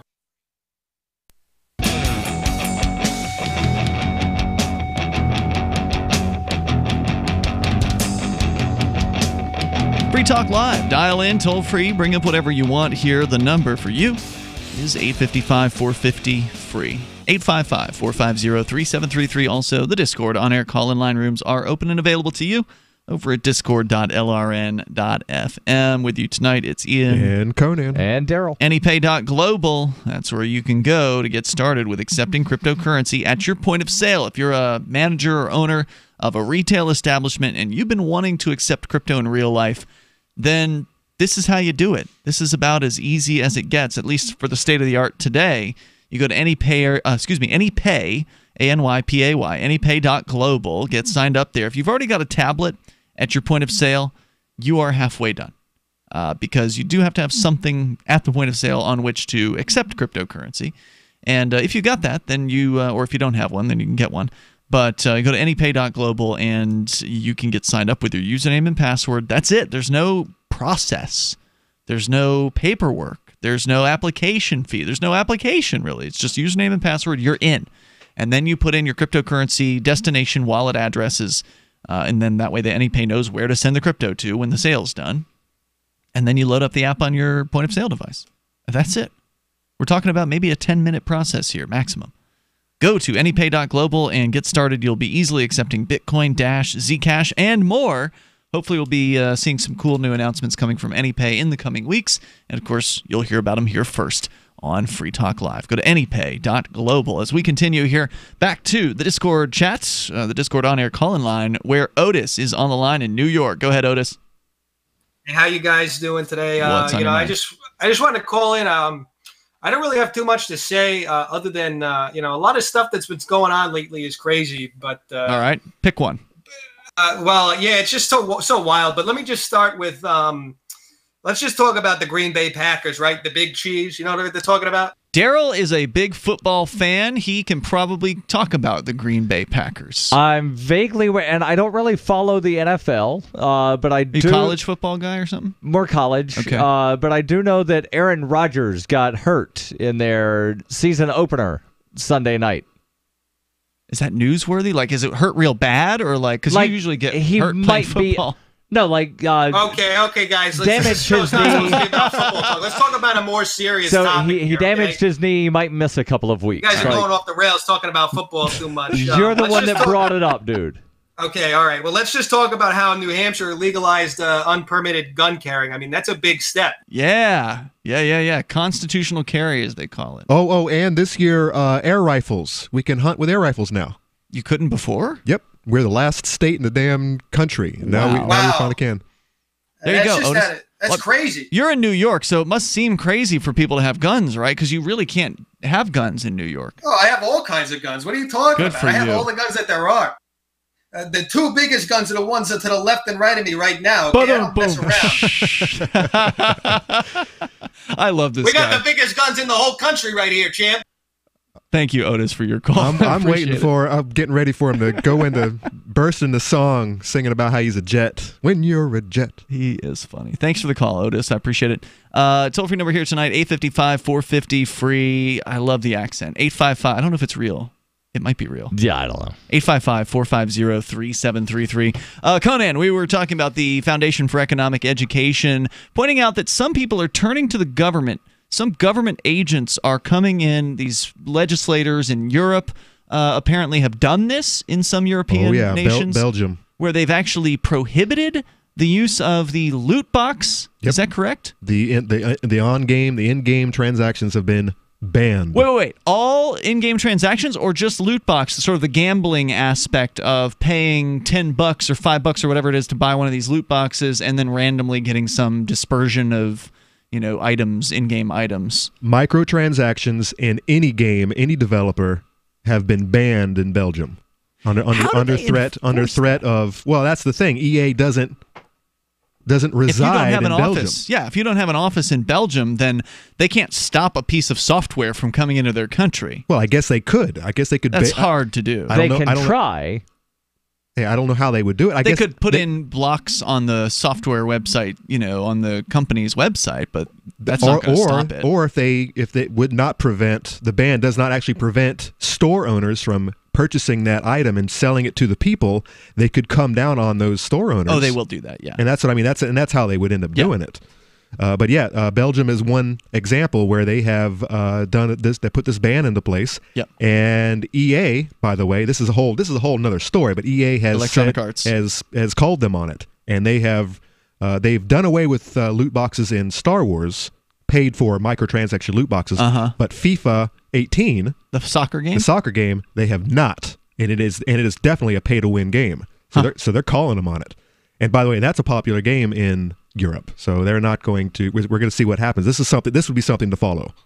Yeah, absolutely. Whether or not what Belgium does next, but so some legislators in several countries have declared that loot boxes were a kind of gambling, and I agree with this, by the way. But you're risking something. I mean, I guess it's not really a risk. You can't get it back. I have seen. I've played plenty of pay-to-win games, and I have seen and been in there on the other end and feeling these guys just throwing hundreds of dollars down. I don't think you can call it gambling. I understand the reason why. And you don't know what you're going to get. I knew some Magic the Gathering guys I used to work with, and they would every payday they'd buy go a booster pack. And they'd buy booster packs, and they'd go back to the break room, and they'd have like an opening, and they would sit and I'm serious, and they would I believe it. But it's not gambling, and I don't. And look, we could pull up a legal definition of gambling, but the reason I'm going to say it's not gambling is because in order to be gambling, there has to be the chance to win. If your chances to open up a legendary are there, but wait a minute. But you could get all commons. There's not physical prizes that you can win. You can't trade the prizes for cash, right? Like in Battlefront. Now, we've never played Battlefront 2. Magic the Gathering. Well, yeah. In Magic the Gathering, you can. This is different. All right, Magic the Gathering, you can. You can take a good card. You can go down to the Magic shop or go online and sell that and actually make money. Well, so you could argue that's gambling. I guess it's possible to sell your entire character. So if you open, Well, like I've been thinking about selling my 2-year-old Star Wars character. But it's linked to my Google account, so I don't know how to do it. But I could probably make a lot of money off of that because there's a lot of unlocks. Yeah, all right. You're making an argument. You're making a solid argument. So, I recall hearing several years ago, and I just pulled up an article about this. It's a stretch, though. Remember when Chuck E. Cheese was hit with that class action lawsuit about promoting childhood gambling? When was that? 2011. Oh, okay. 2011. Oh, you mean like the foosball players with the tickets? You get the tickets? That's a form of gambling. So they were hit with a class action lawsuit. Article here out of, I think, Britain says the lawyers... Was it in Britain or was it in the U.S.? The article doesn't say, but this particular article... It must be U.S. There's probably no Chuck E. Cheese in Britain, but anyway, go ahead. Yeah, I don't know. Yeah. Says the... lawyers shrewdly argued that it would be Jeffrey Cheese, Ian. Said if the games were in fact gambling, the parents themselves, the enablers, were participants in the illegal gambling operation and should therefore be prevented from receiving restitution. This put future litigants in a bind because in order to claim that you were harmed from this illegal gambling, you had to admit guilt in having participated in illegal gambling. That's an interesting argument. And also I would say that in the case, again, in Chuck E. Cheese's case, if you're getting these tokens or if you're getting a ticket or something, the value of those tickets is nothing outside of Chuck E. Cheese for the most part. But you can... If you get 80,000 tickets, then you can get the really big stuffed bear. But that's not. You've got to get the tickets to get the bear. In order to gamble, you have to have the potential to gain, right? Like in Chuck E. Cheese, as soon as you buy the tokens, you're done. You've already spent your money. You're not getting the cash back. You're in their little system playing their games. But you can win their prizes. But you can sell those tokens to another participant. No, you can't. You could for pennies on the dollar. I'm not saying it wouldn't be you. Well, I'm not saying what you would make. But let's continue here in moments. We can talk about it. 855 450 free, and I think in Britain it would be Charles Cheese. Charles Chuck Cheese. E. Cheese. Charles. Thank you. Free Talk Live. Jeeves. This November, I'll be running the world's biggest and most popular marathon, the New York City Marathon, as a member of Team Innocence Project. The Innocence Project was the first legal organization to systematically apply DNA testing to cases of wrongful convictions as a powerful tool to reveal innocence. So far in 2018, the Innocence Network has welcomed 32 wrongfully convicted people home from prison for crimes they did not commit and had a record-breaking 850 people unite in Memphis at their annual conference. The movement of freeing the innocent and reforming the criminal justice system is growing and would not be possible without your support. Together as 68 network organizations around the world, they've helped exonerate 513 people who spent a combined total of 7,804 years in prison. They've also worked together to pass over 150 laws in the U.S. to help prevent wrongful convictions. You can support the Innocence Project by going to run.freetalklive.com. That's run.freetalklive.com. How well and how fast does Heart and Body Extract work to improve blood circulation? Listen.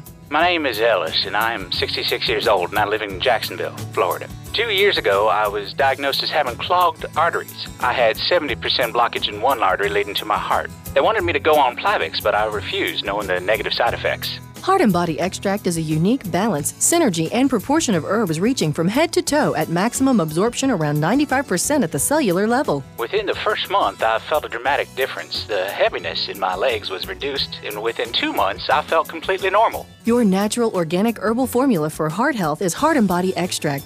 Heart and Body Extract comes with a 100% ironclad money-back guarantee. Details at hbextract.com or call 866-295-5305 for Heart and Body Extract. Call 866-295-5305, 866-295-5305 for Heart and Body Extract.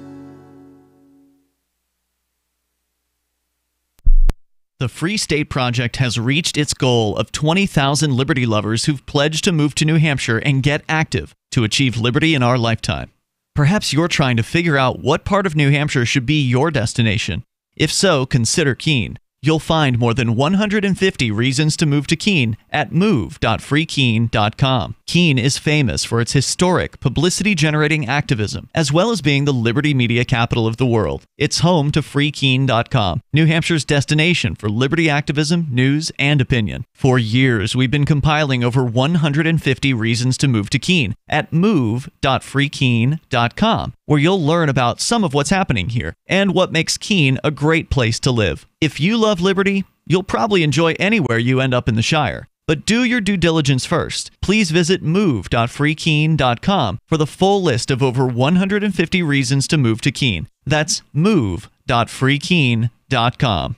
LRN.FM now has a Discord. Discord is a free text and voice chat platform, and we now have our own server with a bunch of channels at discord.lrn.fm. You can join other listeners as they chat about various things during our live shows, or anytime, day or night. Discord software is available cross-platform, so you can have it on whatever device you want and take your chats anywhere. Join our Discord at discord.lrn.fm. That's discord.lrn.fm. Looking for a great real estate investment? Consider New Hampshire, which is ground zero for the Liberty Movement. Your first call should be to Mark Worden from Porcupine Real Estate. He's more than just a real estate agent. He's your New Hampshire concierge. Where are the best places to live? Do you want farm, city, the burbs, or forest? Do you want a duplex or multifamily building so that renters pay your mortgage? There are homes in all price ranges in New Hampshire, and Mark can help with financing too. Invest in liberty and property. Mark Worden can help. PorcupineRealEstate.com.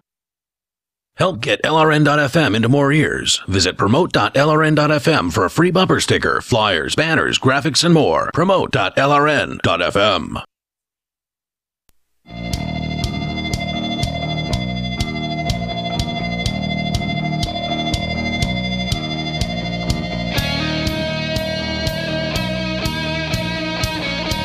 It's Free Talk Live. You dial in toll free here, bring up what you want. We're talking about gaming, gambling, and the sort of the melding of the two, or the alleged melding of the two. Is it actually gambling when you are purchasing a loot box in a game, an online game like Battlefront 2, for instance? I'm making the argument here that it is not. Conan, you made I would say a decent argument that it may actually be if you can sell your character Correct. later on for potentially more money.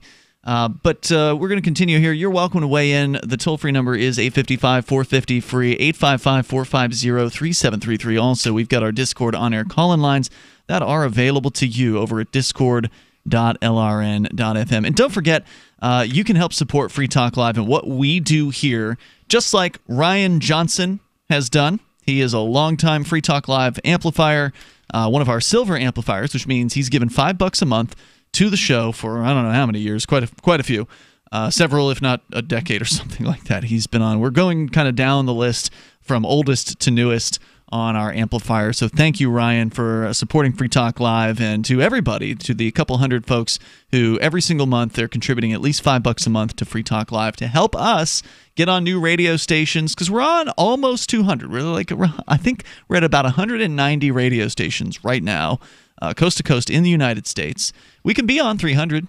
We could be on more than 300, but it does take time. It does take effort. It does take marketing, and that means money to be able to reach out to radio stations. So if you support what we do, if you like the fact that we're talking about liberty on a nightly basis on actual broadcast radio in the United States, then please help us out and get all the perks that you get access to as an amplifier.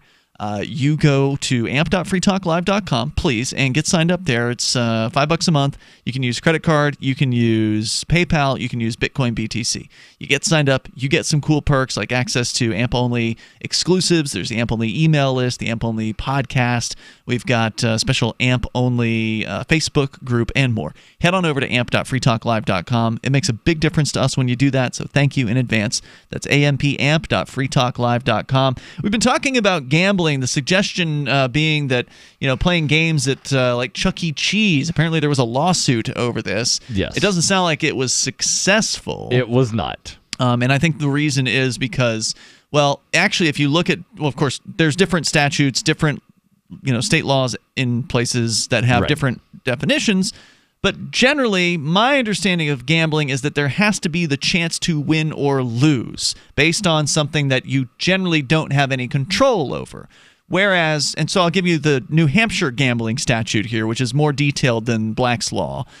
Gambling, they say, means to risk something of value upon a future contingent event not under one's control or influence. So a horse race, of course, would be a good example of this, right? Poker. Poker? Well, poker could be argued that is a skill. Under New Hampshire statute, it is not a game of skill. It is a game of chance. That's why the only place that you can legally play poker are at the charitable gaming places that have been licensed by the state. There have been people trying to get that change to say that poker is a game of skill because it is. Right. But the charitable gaming industry is fighting that tooth and nail because they say we would lose all kinds of money if Ian could wind up throwing together a competitive poker tournament in his basement. I am not a poker player, so I will not be doing that, and I'm not. But that's what they argue is that, oh, well, everybody's going to have these things. No, they're not. So I agree with you there that poker should be considered not true gambling because it's not. But in most states it is. Again, this is how they define things. So it says here again, you're putting money on, you're risking something of value on an event that is not under your control or influence upon an agreement. And does it talk about, because I'm over here at U.S. Legal and I'm looking at the very similar definition of gambling. Upon an agreement or understanding that something of value will be received in the event of a certain outcome. Correct. So, and that's the key right there. Something of value. So, I mean, these loot boxes could be seen as something of value. Yeah, and that's a good argument in that if you can actually transfer the items or transfer the entire account to another person and be paid for that, I think you've got an argument there. Right, but I don't know that you could do that easily. These developers are making that harder and harder because they don't want like Warcraft gold farmers, and that's all they do is just farm gold, and then they're able to sell, that in-game currency, right, for real currency. Well, in those games, because it messes up the economy. Well, in those games, you can, if you get a fancy sword or something like that, you can sell that on eBay. And then you just meet up with the buyer in the game and you transfer the sword to them. Unless it's a no drop. And that's what a lot of these... how they're getting around it? Yeah, they make a trade. You pick it up and it's bound to you. You can't get rid of it.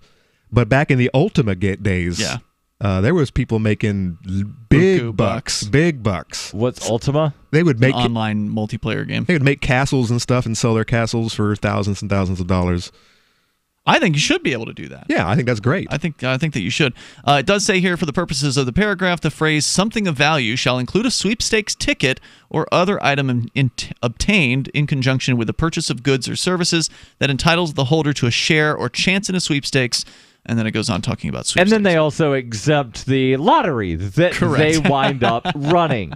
Right. Well, of course, the state's always exempt from their own, statutes that would criminalize what you do. Plain language definition from Merriam-Webster: to gamble means to play a game for money or property. Definition 1B: to bet on an uncertain outcome. So anything. Yeah. I bought some shares of fill-in-the-blank stock. Is technically a gamble. It might not legally be considered gambling. I agree with you there. But because you have the potential to gain, right? To me, that's the aspect of that makes something a gamble. Is in the case of Chuck E. Cheese, when you're going into Chuck E. Cheese, you lose as soon as you spend money on the tokens. You lose as soon as you walk in the door. Right. So, and also, Chuck E. Cheese can argue that a lot of their games are games of skill, right? So you've got the slidey skee ball thing where you got to get the ball in the hole, and then there's the gophers that pop up out of the holes. Whack-a-mole. So there's those things. And then even they could even try to claim that some of the other games that are obviously not games of skill, like, that one game where they've got all the tokens and there's the moving things that move in and out. Thing. Yeah, and these shelves basically move in and out, and it looks like the tokens are about to fall off, and all you got to do is just jostle the machine a little bit. Of course, you can't jostle those machines; they're like 2,000 pounds welded to the floor, or something like that. But no matter how many damn tokens you drop in that thing, you never get anything out. Almost never get it. Gambling. Yeah, for sure. No skill involved. It's just luck. But they can argue that there's skill involved, right? Well, you gotta drop it at the right time. That's a bunko game. It's designed to make it so it almost never pays out. So never been in Chuck E. Cheese, but I have been to a couple of fairs, and that crap is all over the place. What a ripoff, man! Anything that's at a fair, it is not fair. You're going to get ripped off. And I get motion sickness, so the fairs are not for me. My dad had a really cool book. Are you even allowed at the fair anymore? Why wouldn't I be allowed at the fair? Because Ian can't go to the fair. I don't even know where the fair... They never said I was banned from attending the fair, did they? I don't think they did. I don't know. They don't know me. They don't want me to have a booth there anymore. But there was a great book that, I don't know if it's been reissued or anything like that, but for people who are interested in like fair scams and how these things, these games work, there was a game or a book called The Bunko Book, B-U-N-C-O, The Bunko Book, that literally went through like all the classic fair games, scams, all of them, and showed how every single one of them is a total scam from top to bottom. I mean, whether it's throwing the ball at the thing, like the baskets where they got the baskets at an angle. Well, that angle is just right to where every time you throw the ball in, it's going to bounce right back out. It'll bounce out, but see, what they do when they show you, here's how you do it. They have a ball in there already, and then they toss the other ball, and the first ball prevents the second one. It absorbs the impact. Yeah, see, there's a bunch of scammy physics and there's all kinds of things going on there. There's a bunch of videos. If you go on YouTube and just type in carnival scams, there's a bunch of videos explaining how the various things. They probably got it from that book, the Bunko book, because they just open up everything and they tell you that what really is going on. So to summarize here, Fee's going to say there was an outcry from the players. Yep. And politicians were getting on board. We already see what happened in Belgium. Belgium's like ban. The ban hammer's coming down. Yep. But it's not necessary because guess what? When Battlefront 2 was released, many players did exactly what unhappy customers should do. They refused to buy it, rejected the loot box scheme, and started an extremely vocal boycott of EA. What began as a short-sighted creative decision to pad the company's bottom line quickly turned into financial disaster, and EA lost a lot of money. And they're still, to this day, they're still suffering that mistake. This is going to be something that continues to develop. We'll talk about it again, I'm sure, in the future when some other game company makes the same mistake. We'll see you tomorrow online. In the meantime, freetalklive.com. This is Michael Dean from the Freedom Fiends. I've run websites since 1996 and have used over a dozen web hosts in that time. AgristHosting.com is the only one that hasn't broken my heart. Agrist Hosting's uptime and service is stellar, and their DDoS mitigation is the best I've seen. That's important because if you tell the truth in this world, you'll ruffle feathers. And some people will try dirty tricks to silence your voice. No matter what the haters hit us with, Agrist Hosting keeps our websites online. If you have a mission-critical commercial presence or a world-changing activism site, you cannot tolerate any skullduggery. So go with AgristHosting.com. Have a WordPress or blog site, but you're not satisfied with performance or uptime? Or just want raw hosting? Want to pay with Bitcoin? Agrist Hosting specializes in high-performance hosting with personalized service. Go to AgristHosting.com and click on the button that says Get Hosted. That's AgristHosting.com. Are you tired of governments around the world killing innocent people? Stop using their money. There is an alternative. Bitcoin is a stateless, free market, non-political currency. Bitcoin is money that cannot be inflated or controlled by any state. By continuing to use their money, you're perpetuating the killing. Stop doing it. You have an incredible alternative available to you now. Learn it, use it, spread it. Get started with Bitcoin at Bitcoin.com. It's Bitcoin.com. The three most important things you can do for Free Talk Live are: 1. Share one episode a week on Facebook or in some other social networking site. 2. Buy the things you buy online through shop.freetalklive.com. 3. Give $5 a month to the AMP program. It's my firm belief that Free Talk Live's AMP program is the best use of your charitable dollar among liberty-oriented organizations. Support all the organizations you love, but make sure you give $5 a month to AMP at amp.freetalklive.com. The latest episode of Declare Your Independence is next, after the news, here on the Liberty Radio Network, LRN.FM. From Keene, the Shire, the Liberty Media capital of the world, this is Darryl W. Perry, host of FPP Radio News for Wednesday, September 12th, 2018. Silver is trading at $14.12 per ounce. Gold is valued at $1,194 per ounce. Zen is trading at $15, and the average price of Bitcoin is $6,253. Antiwar.com reports, speaking at the UN during the latest session on Syria's Idlib province, U.S. Ambassador Nikki Haley warned Russia and Iran would face dire consequences if they continue to back a Syrian military offensive against rebels in the province. Idlib is the last major rebel-held territory in Syria, and taking it is seen by Syria and its allies as effectively ending the Syrian war. The U.S. has insisted they oppose any move into Idlib. Haley went on to say that Iran and Russia are cowards interested in a bloody military conquest, and that the U.S. continues to intend to respond militarily if any chemical weapons are used. President Trump has also suggested that a military response could happen if he believes the offensive is a slaughter. Haley was unclear what the dire consequences would actually be. Russian Ambassador Vasily Nebenzia reiterated that there were no reasons to think Syria would use chemical weapons in Idlib, and said the presence of Al-Qaeda and other terrorist groups in Idlib obliges Syria to move against them. You can support FPP Radio by shopping online. Whether you're looking for precious metals, bitcoins, or books, you'll find that and more at shop.fppradio.com. Every purchase you make from one of my affiliates, like Namecheap and Amazon, at shop.fppradio.com helps fund FPP Radio. That's shop.fppradio.com. UPI reports after 12 days, Pennsylvania prison officials on Monday ended a statewide lockdown on all prisons due to staff members getting sick from exposure to synthetic drugs. Between May 31st and September 12th, more than 50 staff members and 33 prisoners reported being sickened and were taken to outside hospitals, according to state officials. Lab results showed that staff and prisoners came into contact with a synthetic cannabinoid, also known as K2 or spice, in multiple instances. The substances were reportedly sent through the mail system and by visitors, leading to the statewide shutdown that included suspending mail and visitation to all state prison facilities in Pennsylvania. All inmates were restricted to their cells for 24 hours a day throughout the 12-day lockdown. Pennsylvania Corrections Secretary John Wetzel said the lockdown was a difficult time for staff who became ill by encountering suspected synthetic drugs while simply performing their jobs. The reports of synthetic cannabinoid contamination throughout the prison mail system led prison officials to spend $15 million to increase security, including high-tech body scanners and a digital mail delivery system. However, the Philadelphia Inquirer reported that several toxicologists are skeptical of the validity of the contamination reports and suspect it might be an example of mass psychogenic illness in which mass hysteria ensues over the fear of being exposed to a dangerous substance, or in this case, synthetic marijuana.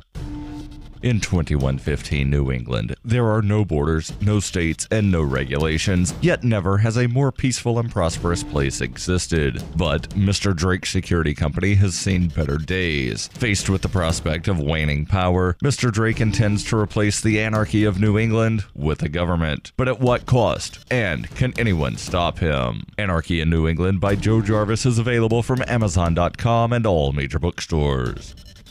Reuters reports President Donald Trump on Tuesday won dismissal of a lawsuit in which 3 protesters accused him of inciting a riot after they were roughed up at a March 2016 campaign rally in Louisville, Kentucky during Trump's White House run. In a unanimous decision, the 6th U.S. Circuit Court of Appeals said the protesters did not state a valid claim under Kentucky law against Trump or his campaign, and Trump's speech was protected by the First Amendment because he did not specifically advocate violence. Henry Brousseau, Kashia Nangwuma, and Molly Shaw said they had planned a peaceful protest at the March 1st, 2016 rally in which Trump gave a roughly 35-minute speech that was interrupted several times. They claimed they were assaulted, pushed, and shoved, with Brousseau being punched in the stomach and unceremoniously removed after Trump repeatedly exhorted supporters to get him out of here. But in ordering the dismissal of the incitement to riot misdemeanor charge, Circuit Judge David McKeague noted that Trump said, "Don't hurt him." McKeague said this amounted to an express disavowal and discouragement of violence, even if Trump wanted to quell disturbances by having the protesters removed. Trump and his campaign had previously won the dismissal of negligence claims and claims that they should be held liable for 3 Trump supporters who allegedly participated in the assaults. Those supporters were also named as defendants.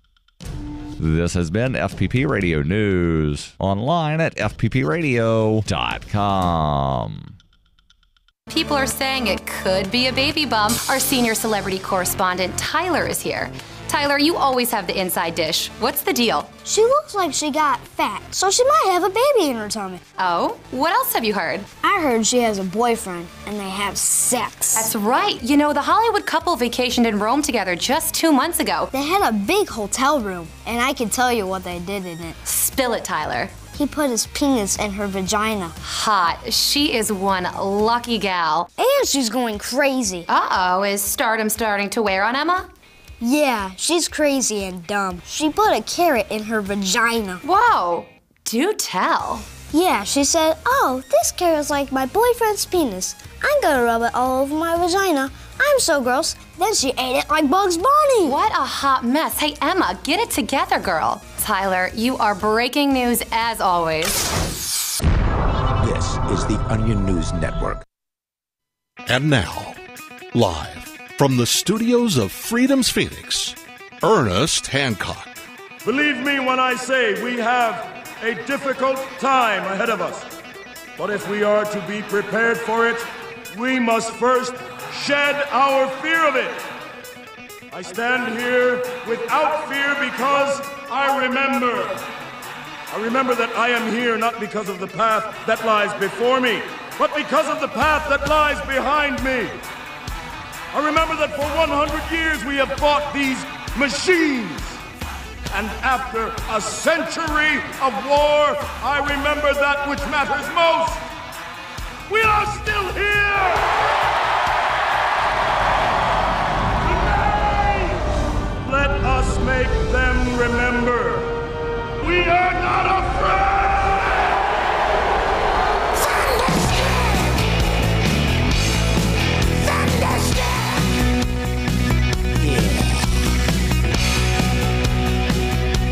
Yep.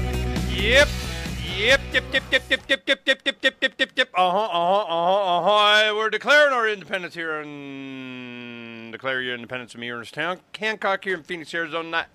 From the BEA beautiful studios of FreedomsWithAnnounce,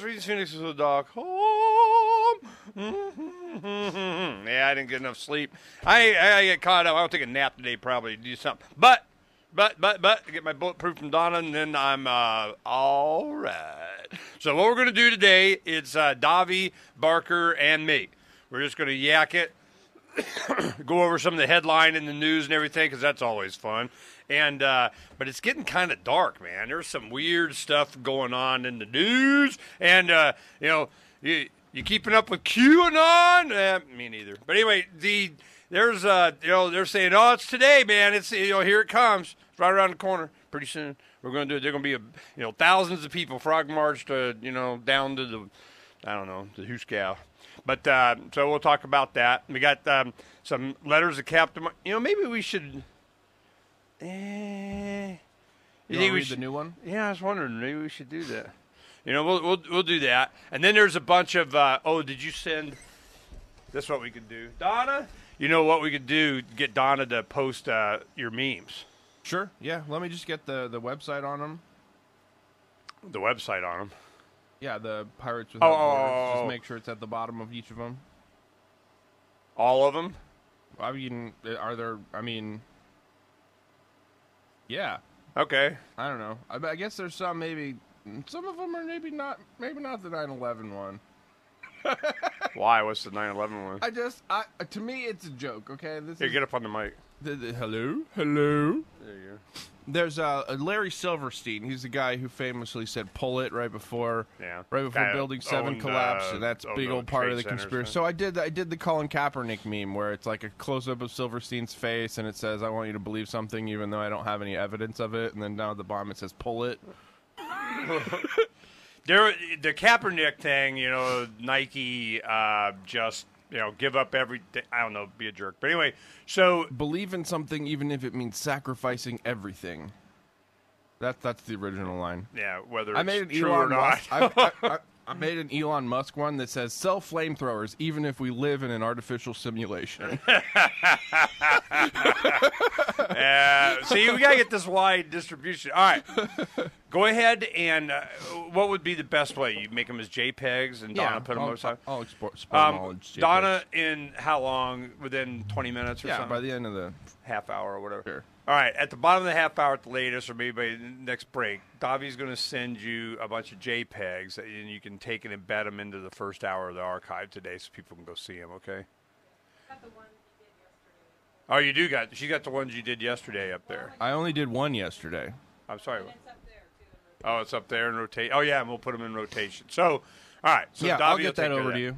So what's going to happen – what we've been doing is, just some art and memes and there. When we hang, we – get some paper and pen. We recreating or chilling, talking for, hours.